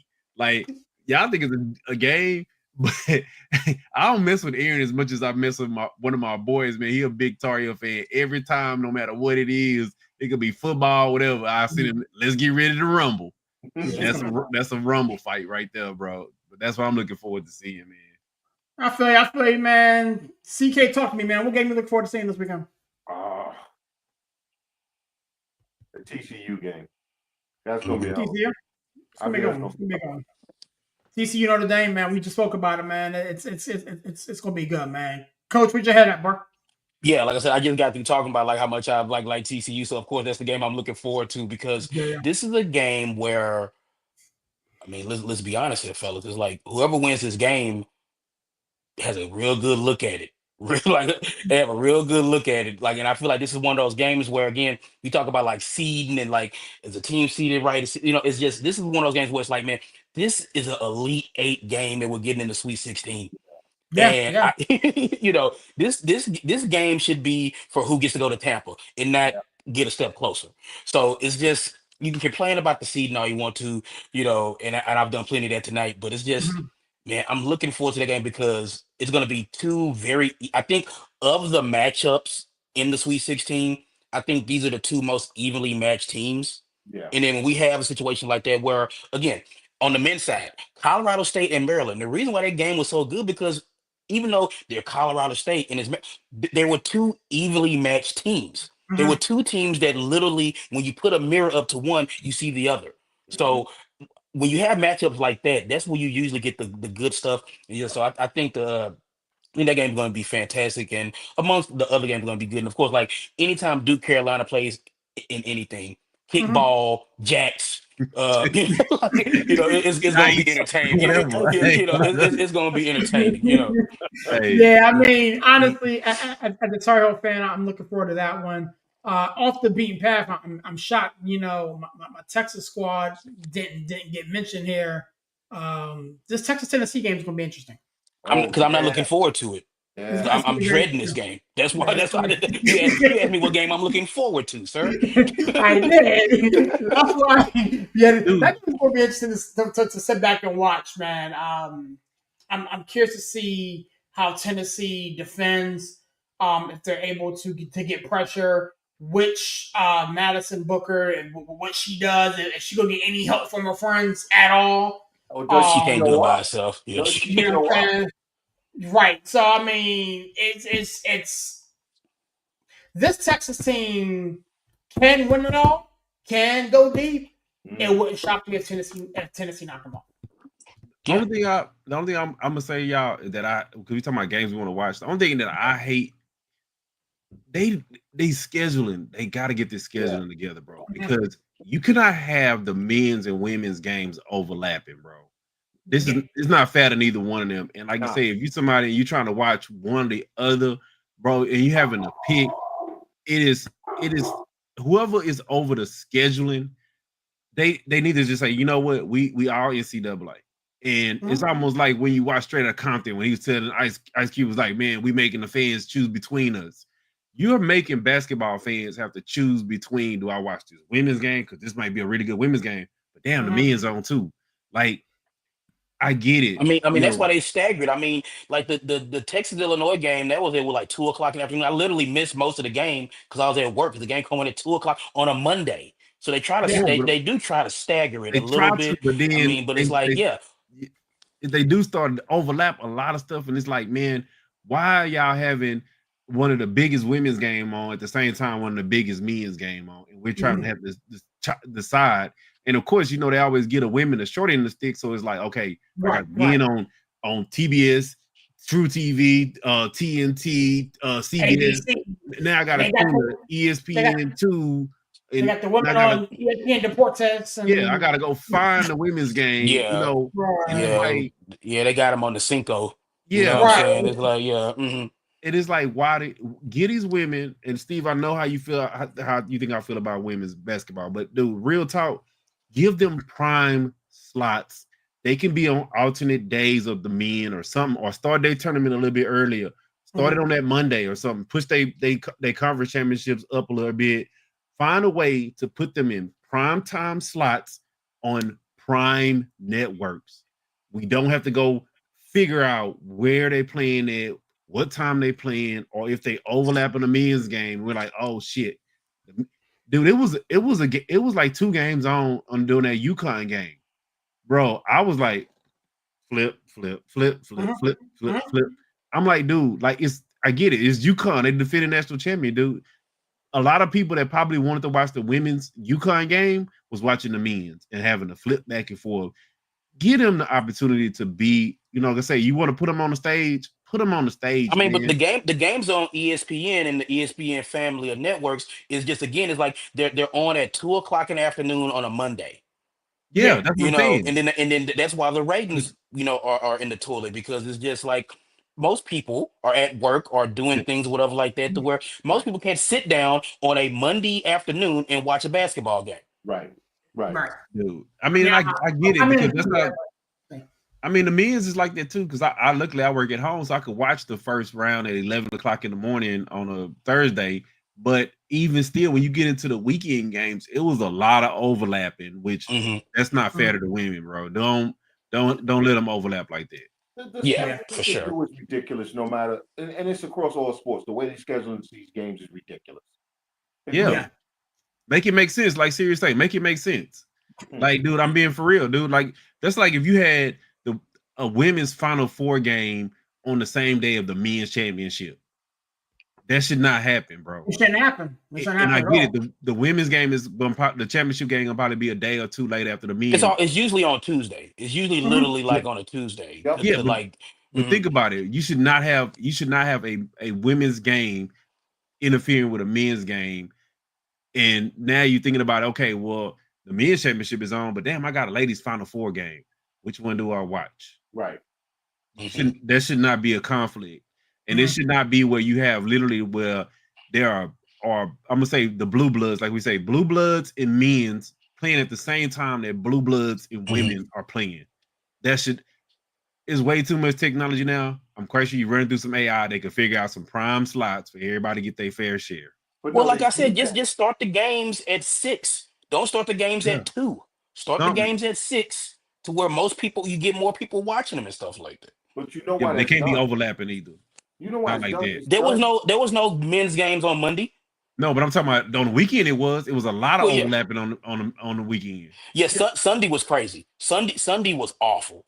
If you but you want to know try to why they do like it, right? like Sunday was bad. Yeah. Yeah. They do Yeah. it to Yeah. make you use their streaming services. So that everybody's got a phone, a tablet, smart Hmm. TV, right? Mhm. So now you got everybody. So now I got to stream this, stream that, so they can keep going to the stream. I say, look, the streaming numbers are up. Well, I had no choice but to stream it because the game I want to watch on my TV, okay, I can't watch because I'm watching this other game. So now I got to go. I got to go get my other phone. I got to get my tablet. I got to get my laptop. This is designed to get the streaming numbers up so that they can make more money with the streaming services and then charge more money. Say, hey, well, you don't want to watch the games. Got to stream it now. There's a method to that madness. At the end of the day, it's about $1. Hmm. Yeah. Yeah. Yeah. Yeah. With that being said, gentlemen, I did want to pivot really quickly. We've had some moves take place in the last couple hours in the National Football League. Um, I told myself that I would try to keep my opinions PG. So let me You need try that. you need some tissue, man. You need some tissue, man. You know what? You know what? I'm yeah. You need a I'm, drink, I'm, a, I'm, man. I'm gonna try. Yeah, I'm gonna try to man. You keep need a myself drink. PG. You Mm, I'm need a gonna try to drink, keep man. myself PG. You need some of that Russell, yak, man. You need some of that. I, need some of that. Need I some of got that yak. I Yeah, got you some over there in the corner. need Russell Wilson did sign with the New York Giants on a 1 year deal, $10.5 million deal. Stephon Diggs, formerly of the Houston Texans and Buffalo Bills, signed a 3 year, $69 million deal to the New England Patriots. Some other minor moves that took place over the weekend, but those are the last two that just hit our desk in the past, 2.5 hours. I wanted to start with Stephon Diggs really quickly. And then obviously I might have a lot to say about Russell Wilson and the New York Giants. Um, um, talk to me, my man. Where's your head at with the Stephon Diggs thing? Honestly, I don't have a lot to say about the Stephon Diggs thing. Because then I'll repeat what I said. I'll pull back the curtain for everybody watching. I'll just repeat what I said in the group chat. There gets to a point in a player's career where you gotta be like, okay, do I want the bag or do I want a ring? Do I want the bag or do I want a ring? And I think Stephon Diggs signing with the Patriots. Lets you know that he's about the bag, which Mhm. I don't get in. Look, I don't care. I ain't no hater. Get your money, bro. But it's Mhm. just like don't sign with the Patriots thinking like okay, like we're about to make a run at this thing because the Patriots as of right now aren't in a position to do so. I don't believe. They might prove me wrong. He might be the missing piece to the puzzle in New England. I don't think so, but I mean, hey, whatever. Um, Look, he has a young quarterback to throw to, and it's just I don't know. I don't want to question anybody's drive and determination and want to, but it's like Stephon Diggs, I feel like at this point in his career, like I said earlier, it feels like he's more in love with what football brings him, the celebrity, the Mhm. notoriety, the money, than anything else. I think if he was truly trying to establish a legacy and win championships, stuff like that, stuff that used to be important to a lot of players, but now it's just like you see him on TMZ more than you see him on ESPN. Mhm. But nobody offered him a contract. I'm not knocking him taking the money. It's just like, I mean, yeah, Well, I'm saying if no winning team offered him a but contract, what was he supposed to do? there's a reason why he grumped his way out of Buffalo. Buffalo. Mhm. Okay. Look, he was look, and Larry noticed he was not a good influence on a very young locker room in Houston. He actually Okay, grumped his way out of Minnesota first. yeah, yeah, grumped his way out of Minnesota. Grumped his way out of Mhm. Minnesota. Like talked his way out of Buffalo. Like I said, was a bad influence on a young team because the Miko Rams realized early, like, hey man, I got to get him away from these young cats. Really? Because I didn't know anything about that. Yeah, he was not the greatest influence in the locker room. He was constantly trying to get in CJ's ear and stuff like that. So Okay. it's just like a team that needed an OG. He had no interest being the OG. He was like, no, pass it to me. What I'm saying? I don't care about these young cats. What about me? So and then here we are going to New England, another young team that needs a OG. Like I said, he ain't there to be OG. He there for Stephon Diggs. Mhm. Yeah. I thought it was a bad signing. Mhm. I know that, I'm all for players getting their bag. I'm all for players trying to get what they are owed or what they want. I'm never gonna come on this show or any other show that I jump on and knock a player um for getting the money that they deserve to help their family. However, to your point, coach, you can't sit there and talk about legacy. You can't sit there and talk about chasing a ring. You can't sit there and talk about all the other things that your constituents, your ball players, your teammates, your fellow wide receivers have the opportunity to talk about because you make a move that is contrary to that. Nowhere in the history of NFL are the New England Patriots any step closer to achieving any type of success. Tom Brady and Belichick and all these guys are not walking through that door. Not to mention you're playing for a guy and Mike Vrabel who is void of the ability to orchestrate an offense that goes down the field. Let's not forget who your head coach is.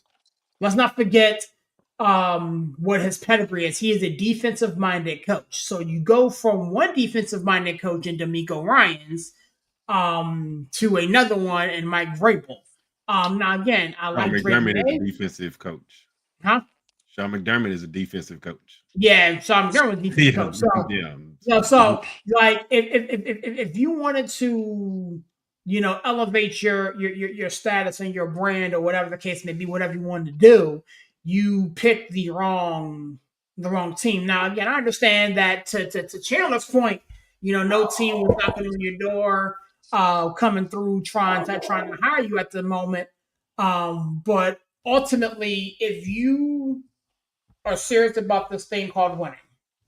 You're serious about unwriting the story that has been written about you. Let's keep in mind your history. You ran yourself out of Minnesota.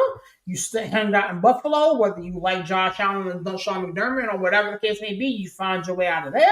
You go to a Houston team, and who Houston drafted really, really well, Tank Dell and Nico, and you go get Bro Mixon and CJ Stroud, and you have arguably one of the best wide receiver rooms in the business. You have arguably one of the most prolific up and coming weapons on offense, and yet you still manage to soil that situation and get to Steve's point, get to a place where D'Amico Ryans is like, you know what? We can't have you around Nico Collins. We can't have you around a Tank Dell.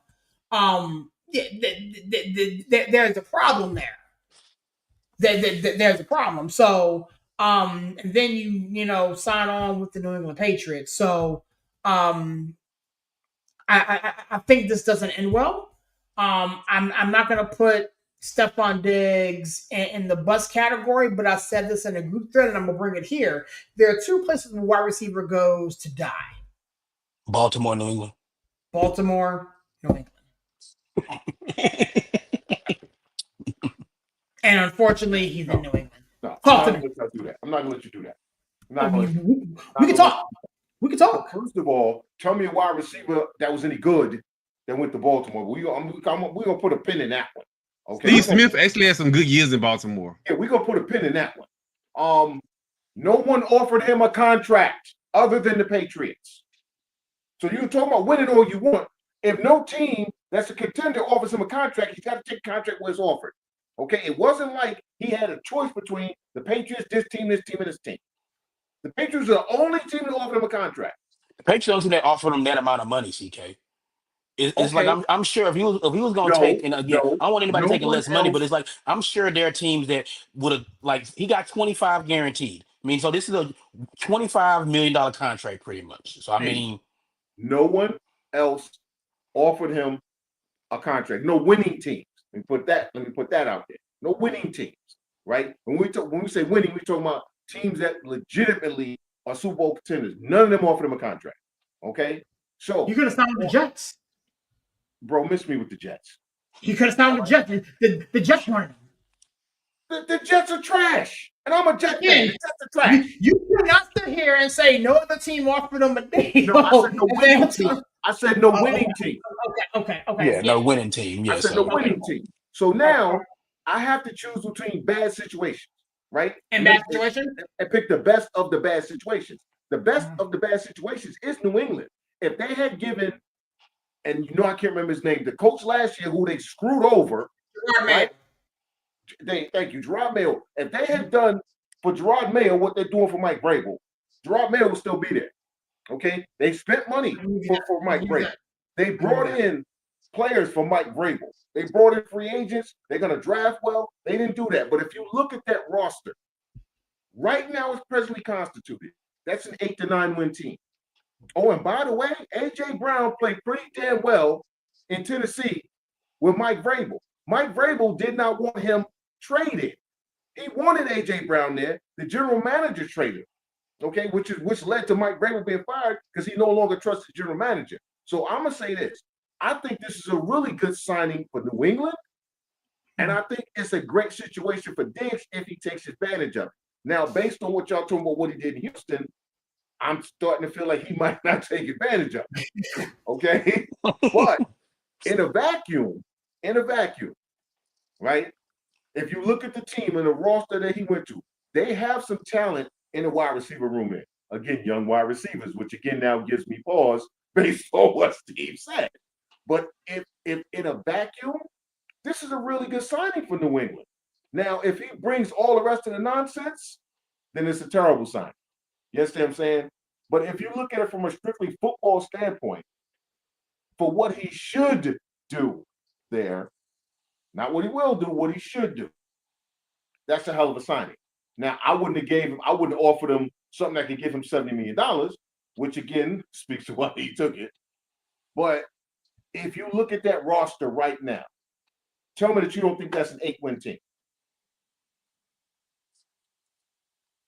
So you see what I'm saying? Now the whole place where wide receivers go to die, Baltimore. Come on, son.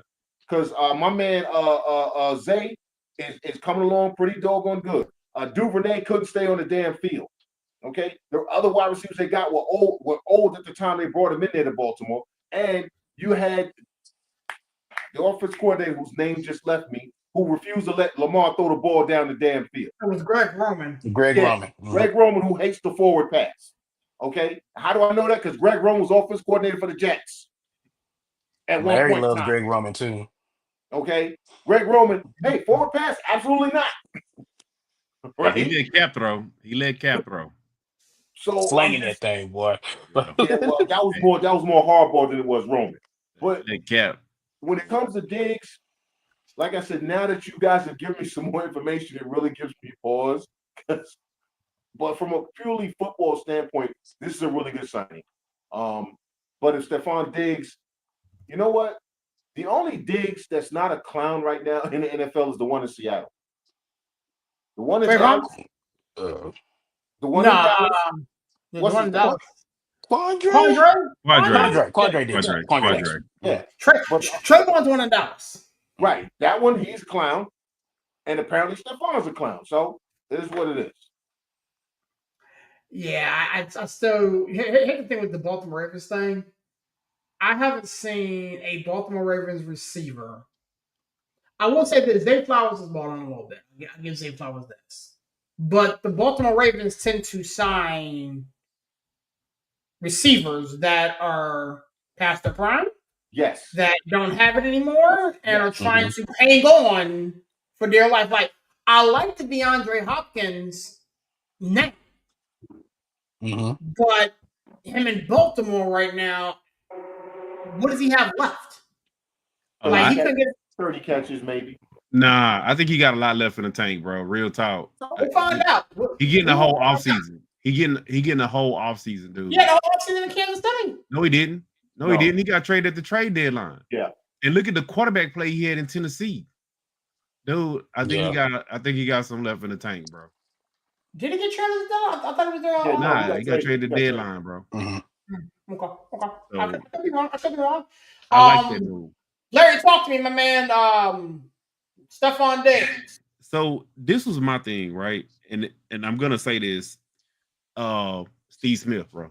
Steve Smith had like 2 good years in Baltimore. Like I say, He made a Pro Bowl.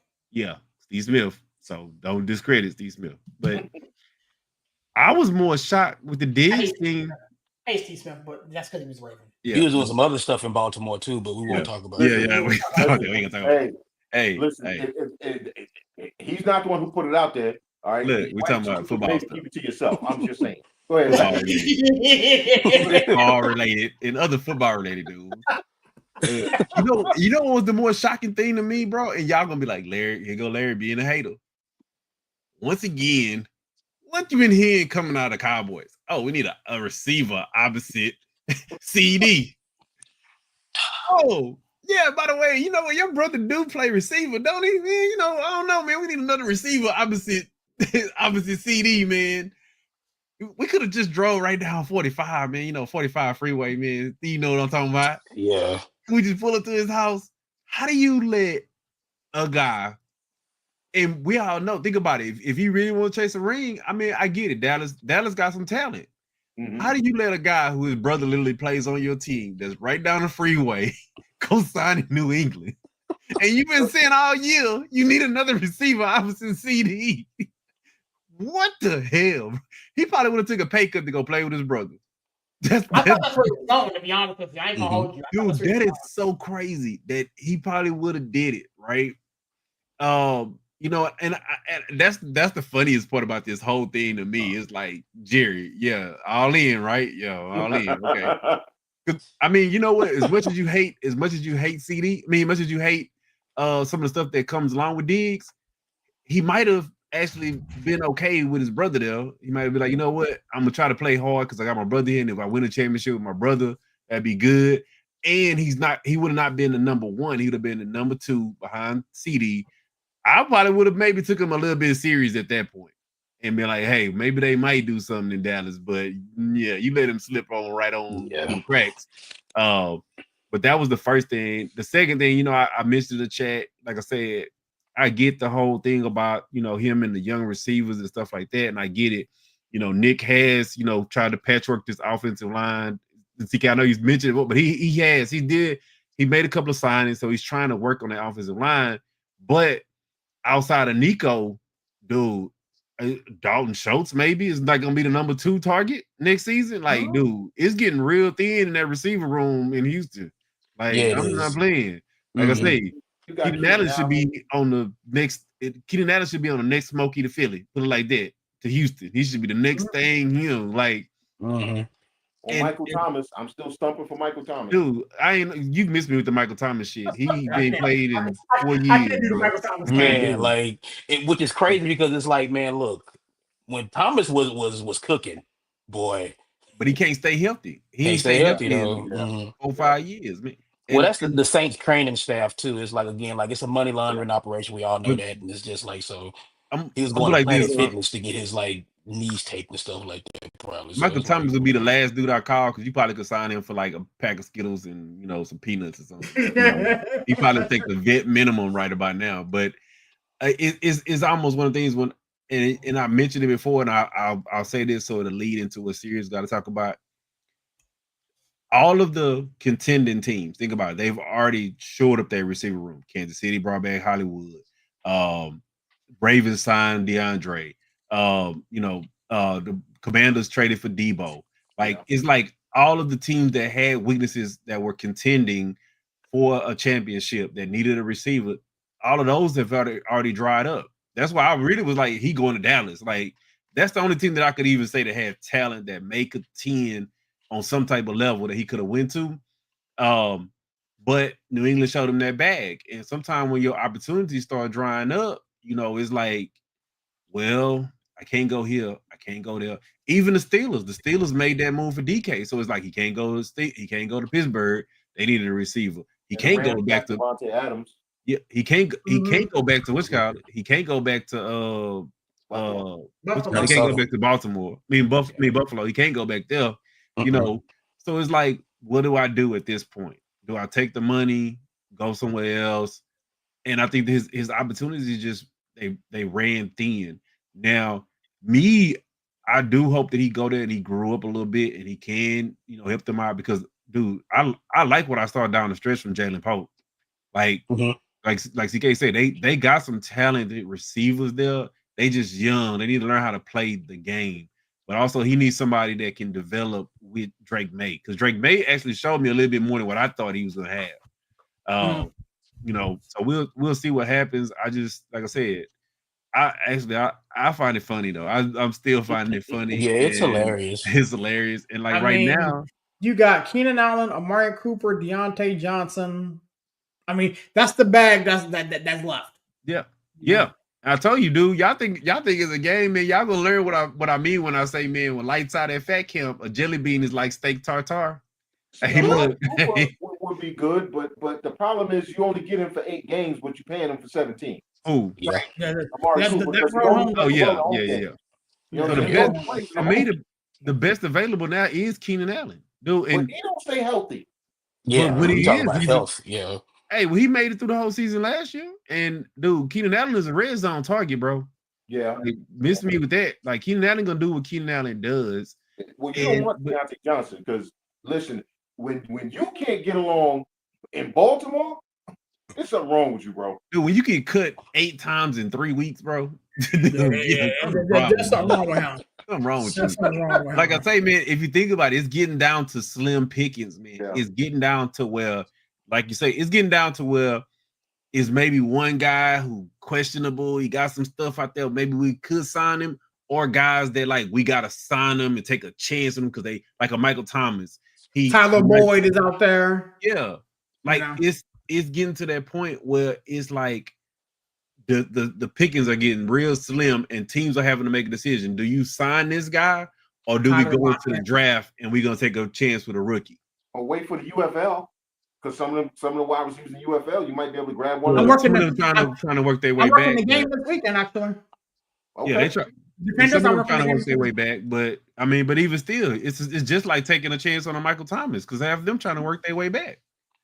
Some of them undrafted guys too, though. Some of them undrafted guys that didn't get a shot. So undrafted guys, like I mean, it's like that's wild because like just a quick sidebar here, man. Like the defenders coach just said, you know what, y'all have a good one. Y'all take care. No, the season's coming up soon.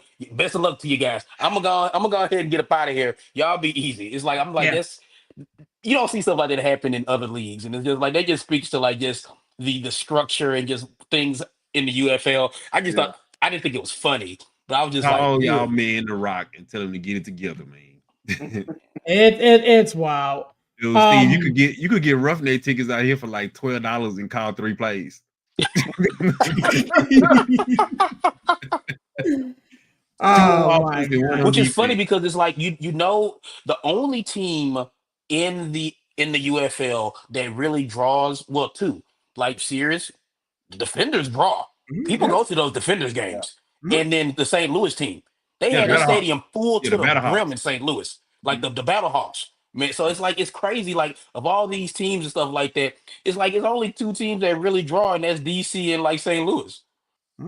I'll be on the field, man, in the corner. Dude, Those defenders games look lit, man. I wouldn't want to work security at those games. Hey, it's fun, man. That's free money. That's free money. Hey, it ain't stopping nobody from doing nothing. Dude, real talk, man. Hey, I know the season about to start. I know we talking NFL, but dude, they need to break down and just say, look, we gonna get with the NFL, put y'all practice squad players, and we give them some games or something. Figure out that they need to be like the G League. Let these figure that out in some type of way. They're sending NFL officials to work half the games. But I'm just saying they got to figure it out in some type of capacity. I don't know. Give them some Wednesday night games or some shit. There's some smart people that are in charge in the UFL. I mean, and I feel like the smartest thing was combining the two leagues. Yeah. That was very smart because separately you wasn't gonna get it done. You know, so combining the two leagues now. The NFL is like, well, you know, let's call it a spade here. College football is our minor league system.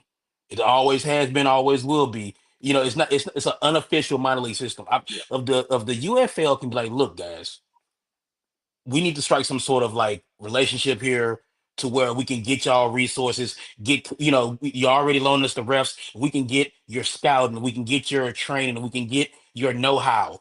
You know, and then what you'll have is you'll have this base of guys who know what it's like to be in a professional football setting, and then they're ready to go. And then you can just kind of pick and choose from these guys. I mean, we see it already where the NFL keeps a close eye on some of these guys and grabs them. But if you fully integrate the relationship between the UFL and NFL, I think it'd be great for everybody.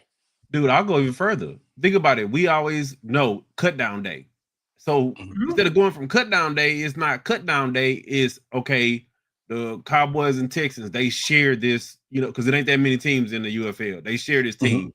So we're going to send 12 of our guys and 12 of our guys, and we send them to that UFL team instead of cut down day. Yeah, instead of being a cut down day, it's a like you said in the MLB, you being assigned to this squad, and we can bring you up at any given time we want to. And if somebody else want to come in and swoop you in versus being a cut, because you know we had these cut down days, and then you can only bring back so many on the practice squad. But then if you're on the practice squad, how much better are you getting when you only practicing? Yeah, you're not playing. Yeah, and I think that they need to foster some type of developmental system with those guys, but also those guys that, because I know a couple of guys like that. They like bouncing around, and they kind of get lost in the shuffle sometime, and that's not cool. Yeah, not for football. Offensive linemen. You know, you got these offensive linemen that really need the time. You know, you're only gonna get better by playing offensive line, but you can't afford to have them on a big team because you got a $60 million quarterback. Let them go figure it out in the UFL. If that dude gets hurt, okay, we don't care about that quarterback no way. I mean, but the only thing with that is that the UFL be in spring football.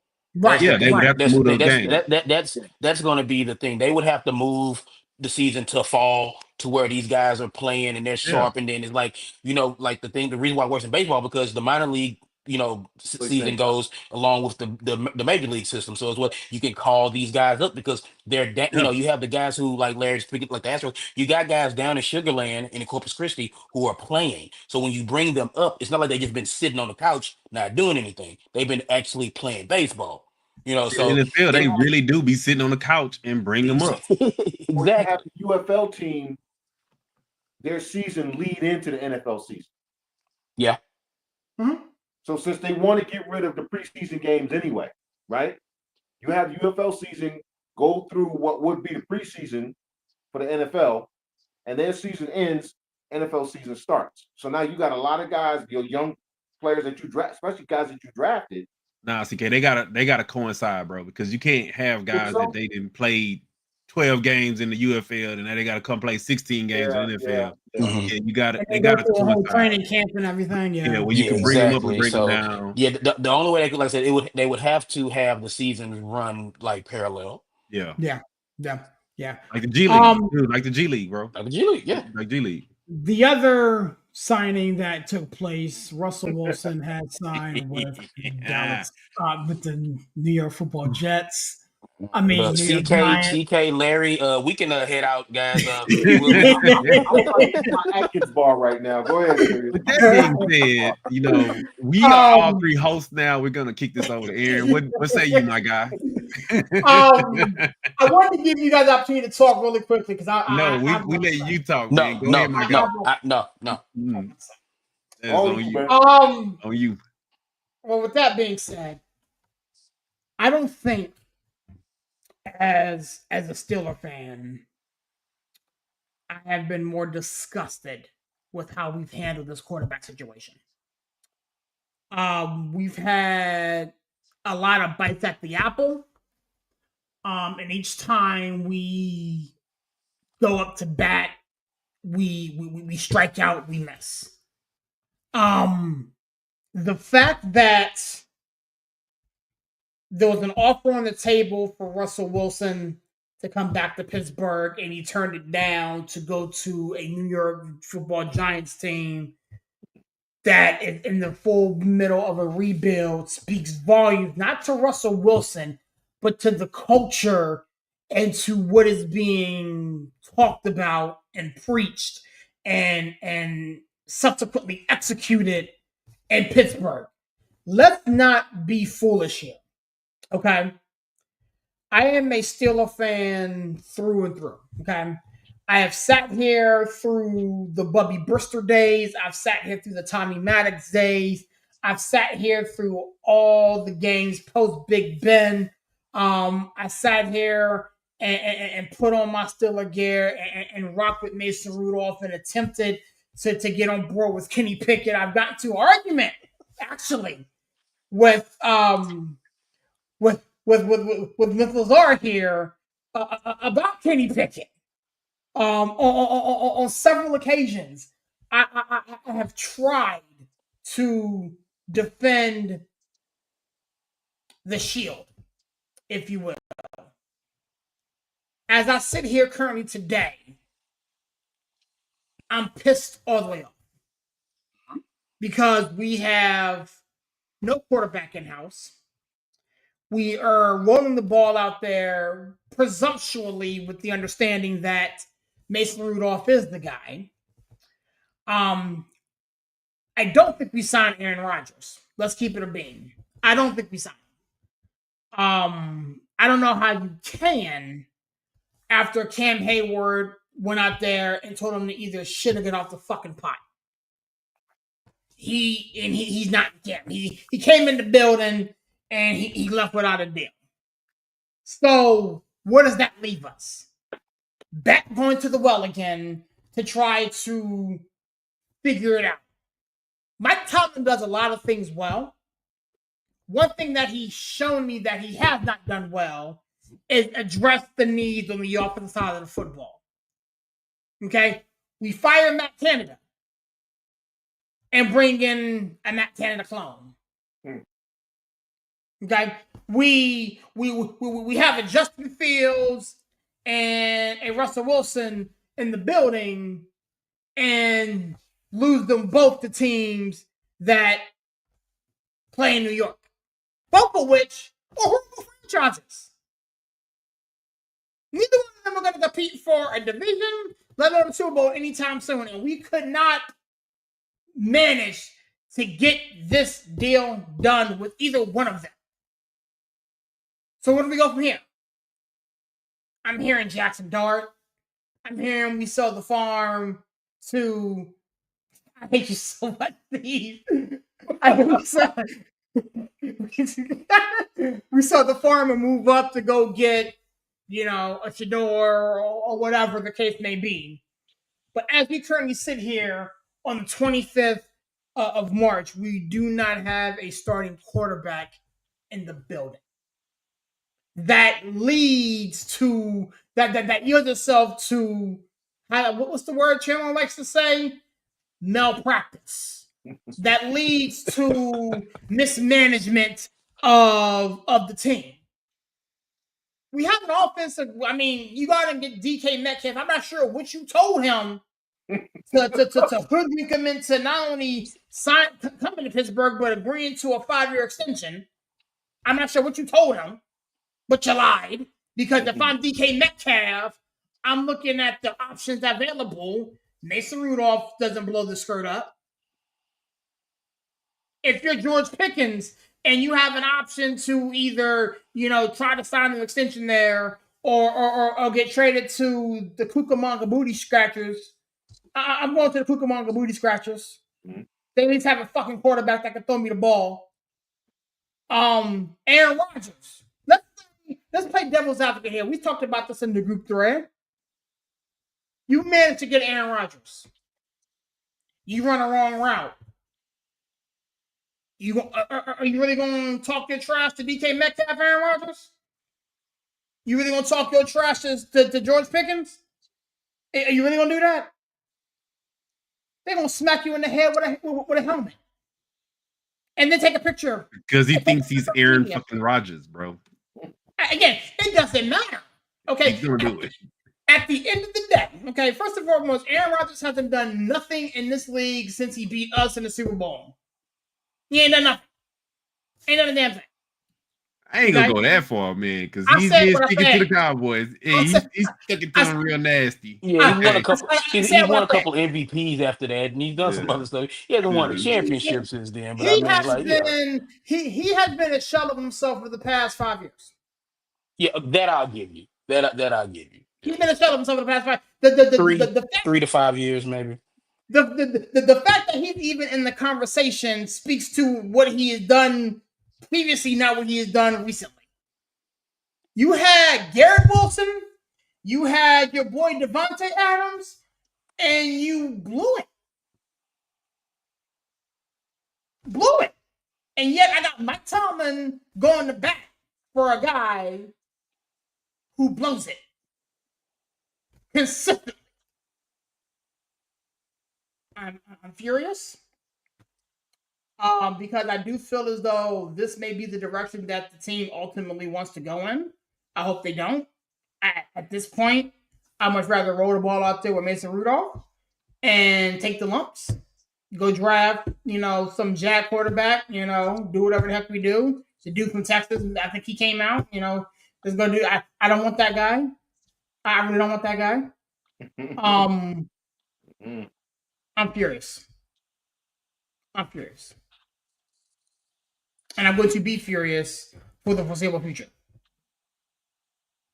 Aaron Rodgers can now, he's in the driver's seat now. He can be like Thanos. He can be like, you couldn't live with your own failures. And now you come running back to me. You give an egotistical maniac that much leverage. You know what's worse, though, is forget the Aaron Rodgers and DK Metcalf nonsense, right? Which that's going to happen. Because he's going to throw one of them under the bus. Hmm? The reason you lost all of the games at the end of the season was because your offense coordinator got his nose out of joint because the Hall of Fame quarterback under center, which was checking out of plays that weren't going to work into plays that did work. That's how you beat the Cincinnati Bengals. So after you beat the Bengals with him doing that, you needed your ego stroke so much you said you can no longer check out of plays. And you lost every game the rest of the way. And now you want to bring in a guy in Aaron Rodgers who has never met a play call that he won't check out of. Okay? Every time, whatever play is called, and this is why you saw it with the Jets. Aaron Rodgers stepped up there, delay a game, because he's about to check out that. I don't like that play. Let me see what else I can run. None of this makes sense. None of what the Steelers are doing makes sense. And maybe it's because Mike, I got to question Mike Tomlin. He's a great coach. We can all agree on that. But sometimes you start smelling yourself to the point where you don't think you. Belichick got to a point where he didn't want to listen to anybody. The reason Belichick became a great coach was he was willing to listen to anybody on his staff when they had a suggestion, when they came up with something. Right? He's like, well, all right, let's talk about it. Let's try it. Right? Bill Parcells was like that. Belichick got to a point where you couldn't tell him nothing. I know what I'm doing. You know who I am? Mike Tomlin is in that space. I'm Mike Tomlin. I've never had a losing season. So I can turn shit into sugar. Not really, Mike, because at this point, if you bring Rodgers in, it's going to be a train wreck. If you don't bring him in, unless you're trading for Kirk Cousins, and you'll have to give up a lot for Kirk Cousins, which it doesn't really make sense to do, or unless they are planning on tanking. Unless they are planning on tanking. That's not going to happen. Only thing that makes sense. Go ahead. That just cannot happen here. I've lived here for 15 years. That just cannot happen here. And you know what Mike Tomlin doesn't have that Belichick had? He doesn't have an Ernie Adams in his ear. You know, he doesn't have somebody to be like, you know what, Mike, maybe we do this, maybe we do that, maybe we, he doesn't have anybody to really bounce ideas off of. You know, it's just like I feel like him and Khan have a good relationship. But see, here's the thing: Mike Tomlin's a great coach. He is a fantastic coach. He is one of the better coaches in NFL history. History, okay. But he is not. It takes a certain type of coach to have that flair as a GM type as well, Right. to be like to scout the talent and stuff like that. You know, because Mike Tomlin, at the end of the day, he believes, well, just give me the guys and I'll coach them up. Don't matter how, just bring the guys to me. And it's happened for a long time. And Sears will tell you this, and I talk with my wife about this all the time. It was a lot easier to just go out there when 7 was under center. Yeah. Okay. It was a lot easier just to say, all right, boys, all right, Ben, go out there and play football. Yeah. Didn't take too much effort, didn't take too much coaching to be like, okay, all right, 7, do work, go have a good one, go out there, Ben. And it's something that the Steelers, like, again, toward the end, Ben kind of got in the way of the Steelers trying to get his heir apparent. Yeah. You know, but still, it's like that's when you had to, instead of like Tomlin being like, well, Ben, I don't care how you feel. It's like we got to, like what the Packers did. The Packers were like, look, man, look, you're aloof. You sit in a cave all off season eating clay. It's like, you know what? Bye. We're gonna bring in Jordan Love. They did the same thing with Favre. It's like, look, if you don't want to be here, that's fine. Bye. We got the Rodgers kid. Right. And this isn't just this year. You have to go back a couple of years ago to where there were quarterbacks the Steelers maybe should have drafted and maybe should have, like, one thing we talked about the Patriots. One thing the Patriots always did was they would get rid of a guy a year early than a year late. The Patriots were amazing. 'Cause I remember yelling and screaming, "Why are the Patriots trading Richard Seymour? Richard Seymour's still good." Went out to Oakland with a shell, but they saw it a year ahead of time. Yeah. So that's something where the Steelers like lack. It's like being able to be like kind of take a 10,000-foot view of it. Because they're too much in the weeds, and you hold on to a guy. And again, Ben Roethlisberger is a legend. You know what I'm saying? He, like, you still see a whole bunch of 7 jerseys walking around this town, a whole bunch, because Ben was the guy. It's just like my wife says it all the time. She was like, we thought we could win every game with 7 out there. Yep. We always had a shot. We always had a shot. She was like, look, she said, I don't feel that anymore. She was like, but when 7 was out there, we thought we could win every game. She's like, I know you're gonna say, oh, still a fans think y'all can win every game, whatever, like that. And I tease about that, but like that's how it was. It was like when 7 was out there, still a fans, you knew quarterback wasn't gonna be the reason you lost the game. Correct. And unless somewhat unless you play, go ahead. unless you play the Patriots and stuff like that, whatever. But like, so Here's the thing. I feel like the Steelers need to look themselves in the mirror and be like, okay, the most important position on the football team, we're seriously lacking. And how do we fix this? Because it just Chandler, they will not tank. This organization isn't built like that. They will do whatever it takes to keep from tanking. They probably should. You look at the quarterbacks coming out next year, they probably should want to grab one of these guys coming out next year. Mhm. But the Steelers won't allow themselves to be in that position. They just That's won't. not in us. That's not It's, in it's us. just it's just not the steal away. And we No. make a lot of fun about the steal away and how maybe it's antiquated, but it's like, look, they just won't allow that to happen here. What they need to let happen, they will never bottom out. That's the thing. The Steelers will have some rough seasons. They will never bottom out the way they need to in order to draft a good quarterback. Yeah, like they did when they got Roethlisberger. No, so let me jump in real Now that quick. that, that season that season Right. when they got Roethlisberger, they was what 7-9. You're Yeah, 7-9 They that year. yeah. they, they didn't bottom out. So Yeah, this is where I was Roethlisberger gonna just go with it. Roethlisberger just fell to him because he was the kid from Miami that nobody knew about. that's right. You know. Yeah. Yeah, That's Hey, that's the Eli Phillip Rivers draft. yeah. Mhm. And that's when Yeah. everybody was on Eli and Phillip. Dude, Yeah. so I was gonna take a different approach to this, right? I put a lot of this on us, and like I say, serious, we outsiders, right? Mhm. Now it goes back to why did you not leave Fields as your starter? Bro, I think that he took that personally, and that's why he left. So you missed out on him because you were like, "Oh, we're the Steelers. He's gonna stay." No, you rubbed that dude the wrong way, and he literally took basically the same money to go to the Jets, right? A And worse then you say, you situation. know what? We can get Russ. Russ will be our fallback guy. Which at that point, to me, it didn't make any sense. If you traded for Fields, he should have had an extension, or you should have left him in as the starter with the aspect of you're gonna re-sign him because he was the younger option, right? Mhm. And by Mike not never giving him the starting job, I think he took it personally because you could tell by his demeanor he did not like being taken out of the starting lineup. You could just tell by the way that he was carrying himself on the sideline. So now you fast forward, right? Now you're in a position where you basically don't have any quarterback. And I'm putting the ownership on Mike, but then looking back at the Steelers and like, dude, I'm old head like Chandler, bro. I remember the Bubby Brister days and I Mhm. remember the Cordell Stewart days, right? Mhm. But those And flight. Steve hit on the head, like, dude, like they won't tank.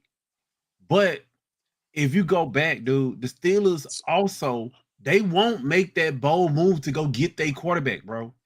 It's like being fell in their lap because everybody was Mhm. fixated on Mhm. Aaron Rodgers and on Phillip Rivers and Mhm. Manning, Eli Manning, yeah. and he fell into their lap, bro. Mhm. Like if you go back all the way to you can go all the way back to like Terry Bradshaw was number one pick, right? Chandler, Mhm. number one pick. yeah, but even then, Jim Gilliam actually Yeah, but was the starter, but Jim couldn't. He had some off the field issues, which is yeah, how but I'm Terry got in the lineup.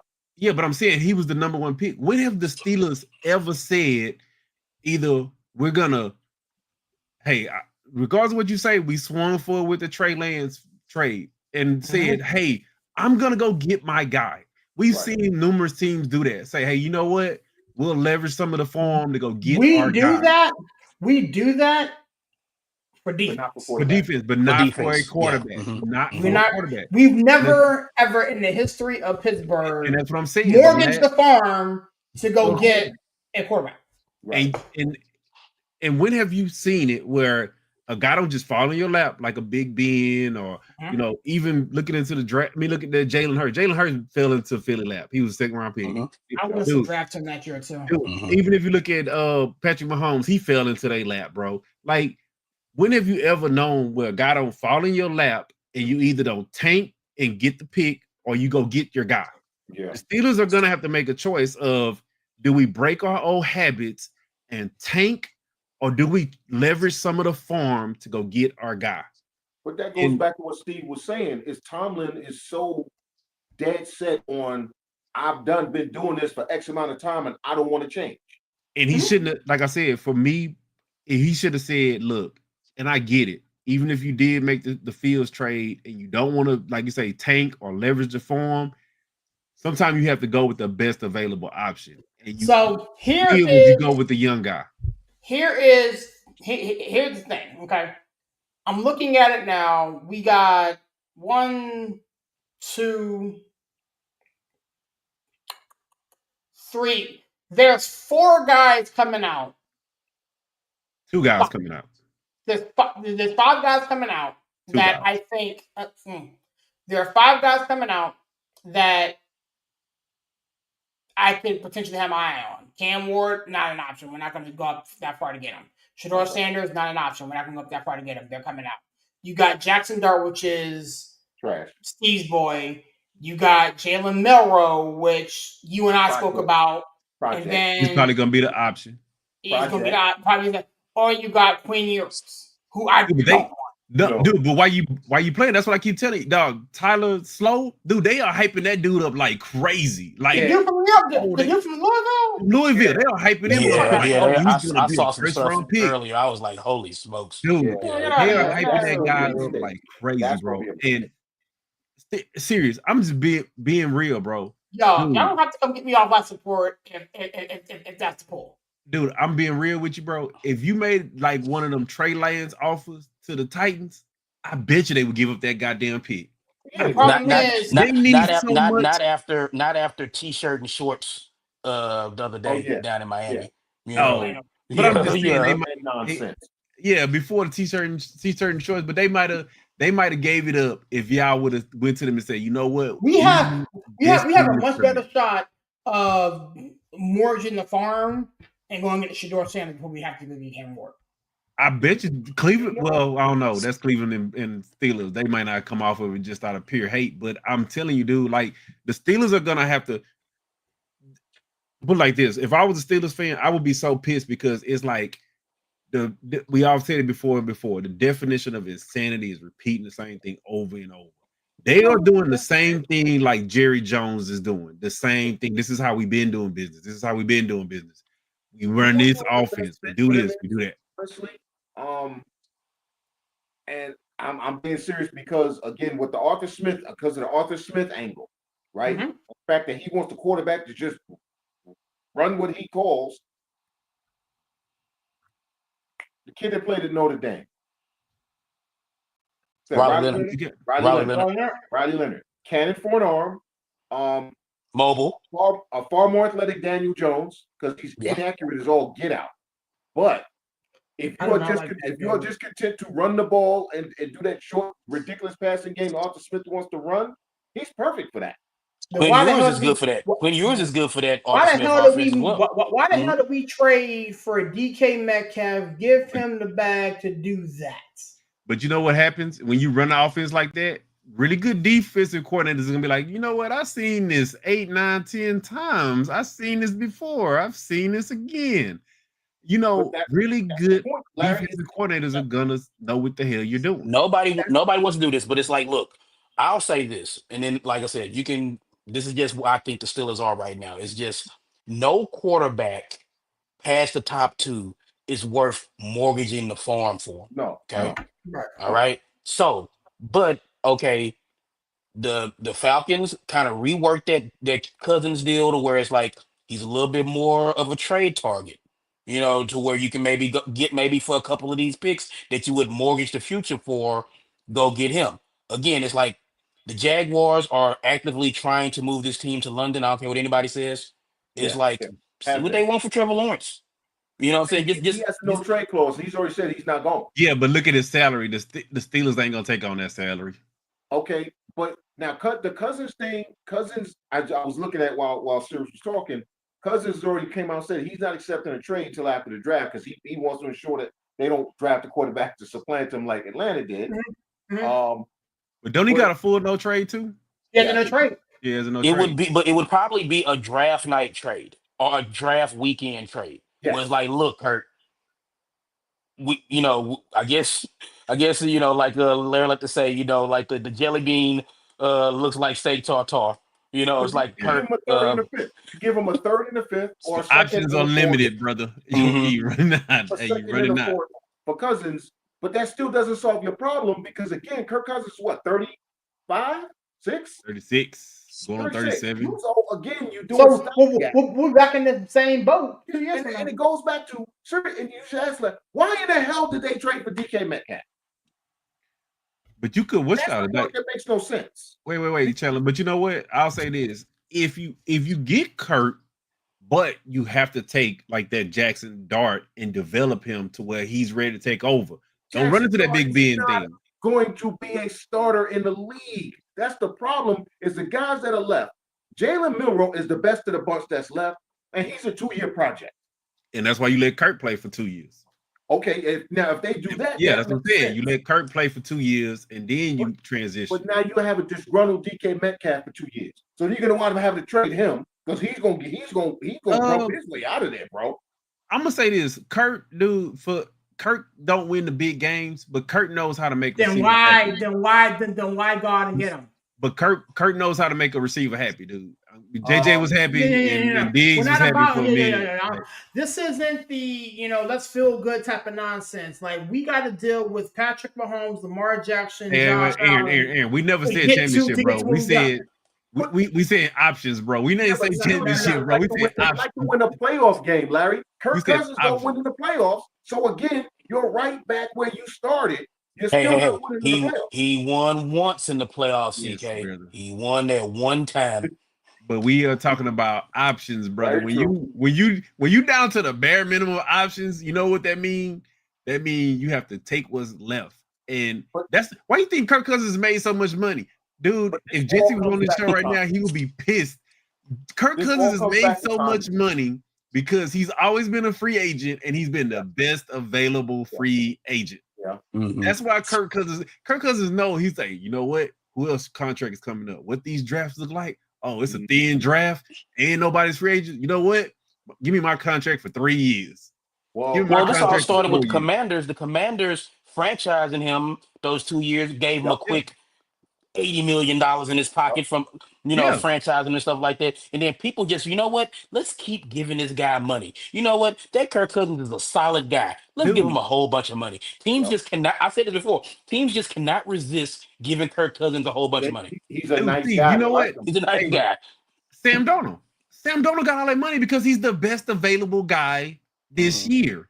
Like, okay, but I'm gonna go back to Joe Milton. Y'all keep saying I'm his agent. I was waiting. I was waiting for you to bring up Joe Milton. I was like, I'm like, soon enough, bro, I knew Joe Milton was gonna come up. Thank Joe you, CK. Milton or Jordan Travis. You got what they're doing. Everybody should be fired, including Mike Tomlin, if they wind up with Jackson Dart. Everybody should be fired. Dude, Chandler, real talk, dude. And I'm not even playing around, dude. And that's why I say the Steelers are gonna have to stop doing Steelers stuff. The Steelers could have had Joe Milton, bro. He went the third round. Yep. They could have had Joe Milton, bro. Like, dude, but Tomlin wanted to do things the way Tomlin do things, right? And I can bet you right now that Milton, he might have beat out Justin he might have beat out Russ.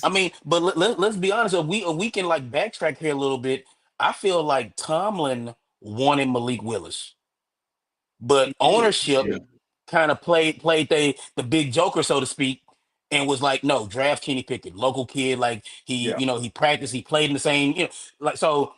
Like again, like not to say that Malik Willis would have done any better or whatever like that. I mean, but not with them, he wouldn't have. But look what he did look better in Green Bay on the floor. Look what he done. He looked way better with a real offensive coach, though. Won a couple of games too. Yeah, and like I say, man, developed. He got developed in Green Bay. Something they didn't do in Tennessee.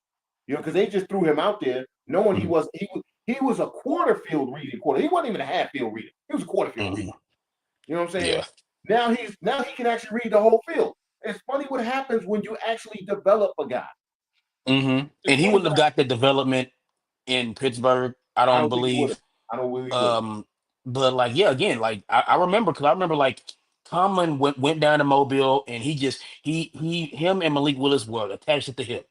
And it got to the point where I was like, well, I guess the Steelers are gonna get Willis. And then all of a sudden, this Kenny Pickett stuff just came out of nowhere. And it was just like, and the Rooneys and Chandler. You remember this? Like I was a baby when this happened, but it's like they passed on Marino, they Yep. passed on the Pitt kid, they Mhm.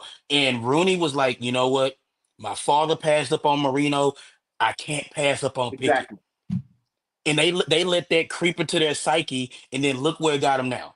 Because the papers all started bringing up Marino. Hmm. Oh, remember the last time you passed on a quarterback from Pitt? Okay. Hmm. Dude, but Yeah. then the crazy part about that is that them Steelers teams was so bad, bro. I don't think Marino would have saved them. I hate They to would, say it like that. bro. Listen, they Because, dude, I'm gonna put it like this, dude. they Because had some offensive talent. They had terrible quarterback. but you got to remember though, Marino. The good thing that happened for him was that he went to Miami. They gave him Clayton and Duper and let him throw the ball 50 times. The Steelers was not gonna let him do that, bro. And I think they would have suppressed his game some. It But would have, but I think they would have won. I think he would have won a Super Bowl with Pittsburgh. dude, and but I'm just saying, dude, I really do. I just think that the Steelers they're gonna have to say, quote unquote, we have to break our norms. They're not going to We do it. have to break our norms because we see it's like Jerry Jones. Jerry Jones, you are doing the same thing you've been doing, and you see the Hmm. results that you're getting. Yeah. But Steelers are what do we say about that? Until Jerry dies, ain't nothing going to change. no, but you have No, I mean, again, look at the Raiders. Look now, Mark is a lot like his old man in a bunch of ways. He's not as bad, Right. as no, Al was, but he's very similar to his dad. But it's like the Raiders are a much better run organization now than when the old man was there. Yeah. You yeah, know, you and know we talked he about last week where it's like, look, unfortunately, Virginia McCaskey passed away. They was getting ready to have a hostile takeover in Chicago. They was getting ready to wrestle that team away from Virginia. And look, we talk about this all the time in sports. You have, like we go over to baseball, the Cardinal way. The Cardinals run their organization the certain way. Have you ever been to St. Louis? They have it plastered all over everything. The Cardinal way, Cardinal way. This is we do things. We've done things like this since 1897. Well, Yeah. and it's just and look where the Cardinal way worked for a long time, but Yeah. baseball's different. They were they were one of the last teams to kind of get with the program as far as like the sabermetrics and stuff like that, because that's not the yeah. Cardinal way. And the Steelers, to bring it back to what we're talking about, the Steelers are one of those old guard teams where it's like you have to change the way you look at the game, how you recruit, not recruit, but how you scout players, how you do business, how you do everything. It's just like you have to. And again, people talked about Najee Harris, and a lot of it was sour grapes, I believe. But it's like I've been down there before. The Steelers, like when it was brand new, the Steelers facility was top notch. They need a fresh coat of paint and a bunch of other stuff down there, because it's not the best, but it's like, I mean, these millionaire athletes, they're all pampered and they all like complain or whatever. Right. Like the weight room, but it's like the Steelers could use a fresh coat of paint down there on the south side of Pittsburgh, where that facility is. And I don't know. It's just like Larry's been saying, they have to break their old habits. They have to do things differently. They do. And until they do, they're going to be stuck in this kind of football purgatory of where, it's just like, oh, well, we had another winning season, and it's like here, like Yeah, I said, I mean, I lived here long enough that people are getting tired of that. It's not like other franchises are okay with just winning seasons. It's like here, it truly is. It's Super Bowl or bust. It's like people here, they don't want to hear that, especially when you haven't won a playoff game in how long? That's the part. That's the part. yeah, Now, if they were winning, getting to the second round, maybe an AFC Championship game sprinkled in there, but hadn't won a Super Bowl, I think the fans would be a little more tolerant. You know what I'm saying? Okay, we got close. We lost by a field goal in the AFC Championship. Okay, fine, bro. Can you win? and Can you get the first round? Can you the stop being only a wild card? the only way that I could see that working for the Steelers, bro, and that's just me, is if you have a team kind of quote on like the Eagles, where you have you get a quarterback, let's just say Jalen Milrow, and Okay, yeah, we know these are his strengths. We're gonna play to his strengths. We know these are his weaknesses. We're gonna surround him with so much talent it offsets his weaknesses, right? Hmm. And we've seen that happen. But yes, it's but you like need an offensive coordinator that's not Arthur Smith. yes, because remember I said it before. I said they need somebody who know how to, coach zone blocking run, work. Like you will have a 1,300-yard back, go to zone blocking. But they don't want to run the ball that way. They want to run the ball the way that they've been running the ball. And that was the only reason I kept saying Arthur Smith was a fit, because they were going to do that same thing. I didn't know that this dude was so arrogant that he didn't want the quarterback to check out of a play. Well, he tried to blame Kyle Pitts for not getting the ball. It's like, you're not running plays for him. Everything was his fault in Atlanta. He took no ownership, because again, when you were in Tennessee, you took advantage of having like Derrick Henry like in his prime. The batter and you look like a genius, because like we're just gonna hand the ball to Derrick Henry, 25 times a game. Yeah. Well, you know what, and this is why I'm gonna say, like, I get it. These, because like you said, now you have all these analytic guys, you have all these, like you say, sabermetrics in baseball. When you run out the same offense that they've been seeing for the past 40 years, you know what they do? They develop ways to stop it. Yeah. If you see the guys who are scoring now, you see the guys like Cliff Kingsbury. You see the guy like Andy Reid. Do Andy Reid offense today look anything like it did with the Eagles? No. Not until his last Super Bowl, but no. Oh, yeah. But that's different, though. Yeah, it's different. But, dude, Andy Reid's offenses look way different, because he said, you know what? People have seen all those plays. They were using Xavier Worthy in so many different ways. Half the time, you know what that dude was going to be it. If they're gonna draft Milroe, then for me, you got to go get Bobby Petrino as your offense coordinator. You know why? Because Bobby Petrino coached Lamar Jackson. But you got to get guys too that a mobile, strong arm quarterback and turn him into an actual quarterback.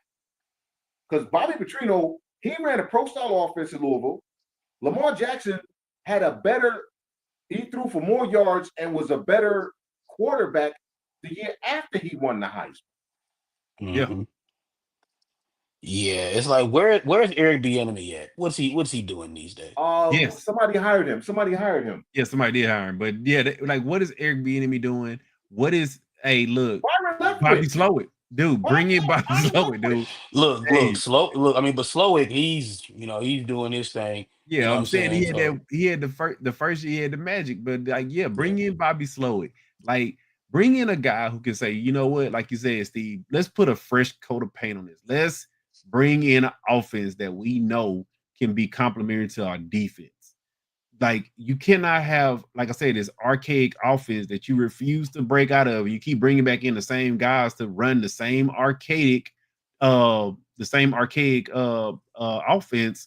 and expecting a different result. But at the same time, it's like, how many years have we seen these teams that just say, we're going to hope the quarterback falls to us? We hope the quarterback falls to us. How many times did that really work? Not too many times. It doesn't. I remember he got hurt, so it didn't work out the way they wanted it to. But I remember when Teddy Bridgewater fell to the Vikings, literally fell to him. Oh, yeah. You got to be somebody that falls to him. Yeah, I mean, now again, like Teddy Bridgewater's leg almost falling off. They didn't plan on that. Right. But it's like, cause I remember I was like, seriously? I was like, is no one going to draft Teddy Bridgewater? Yeah, I was like, seriously? And he just kept falling and kept falling and kept falling. And then finally the Vikings were like, well, we'll take him. Chandler, remember how long Chad Pennington sat in the green room? Exactly. And listen, dude, it was like one of the best damn jet quarterbacks we had. And Chad couldn't listen. If you gave him a rock, right, and a piece of wet paper, he couldn't throw the rock through it, but yet somehow he won games. Yep. Well, I mean, he was stupid accurate. That's the thing. It's like, while he couldn't throw it far, he could throw it in the right place. And that was something that, like, the Jets are still chasing that. All these years later, the Jets are still chasing They got rid of Chad Pennington and started looking for Chad Pennington. And it's like I say, man, it's one of them things. And like, I want to see Mike Tomlin win because he's one of the few black coaches in the league. Like, I want to see him win, but it's like, Tomlin, I hate to say it, if I was him, I would go in the front office and be like, look, damn y'all, we gonna do things the way I want to do things moving forward. And if y'all fire me, y'all fire me. I have another job. They are doing things the way he wants them to do. That's the problem. Yeah. That is literally the problem. Yeah. I mean, I don't know. He's the problem now. He's that guy, and we used to do this in the military all the time. We used to in the military all the time. If you say that's the way we've always done it, you're gonna get somebody killed. Because you should always be looking to improve. Yes. I don't want to hear that's what we've always done. All right, But John, seriously, we got to get out of here. We got to get out of here, man. I got a all lot right. of stuff I got to deal with. But Yeah, bro. I mean, we've been holding it down, man, but we outsiders giving an opinion on the Steelers your game. opinion doesn't matter because you're wrong. I'm gonna keep it a whole. With that being said, But do you got a quarterback? Do you got a quarterback today? We got Mason Rudolph. It is what it is. Coach, give me a plug in the plug and shut it down, big homie. Hey man, if you see the show, share the show. Y'all know how it is. God is good. All the All the time. time. Make sure y'all drink y'all water. Stay hydrated. There's water in this cup, okay? Not anything else. I know it's a red cup. And then of course, y'all already know. Get them Perfect. dubs up. Wu Tang is for the children. See y'all next week. Appreciate All you, right, big Got that dog. perfect Appreciate you, stuff in big there, man. dog. CK, man, you know what to do, my guy. Give me a plug and close out, sir. All right, it was a lot of fun tonight, man. We say it all the time. There's a lot going on with veterans right now. Need to take care of each other. Need to take care of each other. 988 option 1, and just be safe and make the phone call if you need to, and say yes to life. Yes, sir. Thank you so much, CK. Looking forward to kicking it with you, man. Yo, by the way, he dipped out. By the way, I need to get him and see if he's good for tomorrow, man. Larry, you know what to do, my guy. Man, you know I always say, always a pleasure. I'm gonna keep it short and sweet, man. Your Tar Heels suck, and go Let's do say it. that. Go do it. Man, it's your boy Sears up in that 412 and the 703. Man, it's a privilege and pleasure doing this with everybody. We didn't get to the baseball conversation like I wanted to. We got a Yankee show dropping off tomorrow. Myself, Villain, Aaron from Nonsense to Deep Thoughts, hopefully CK, maybe the homie Anthony, who you see on Villain show from time to time.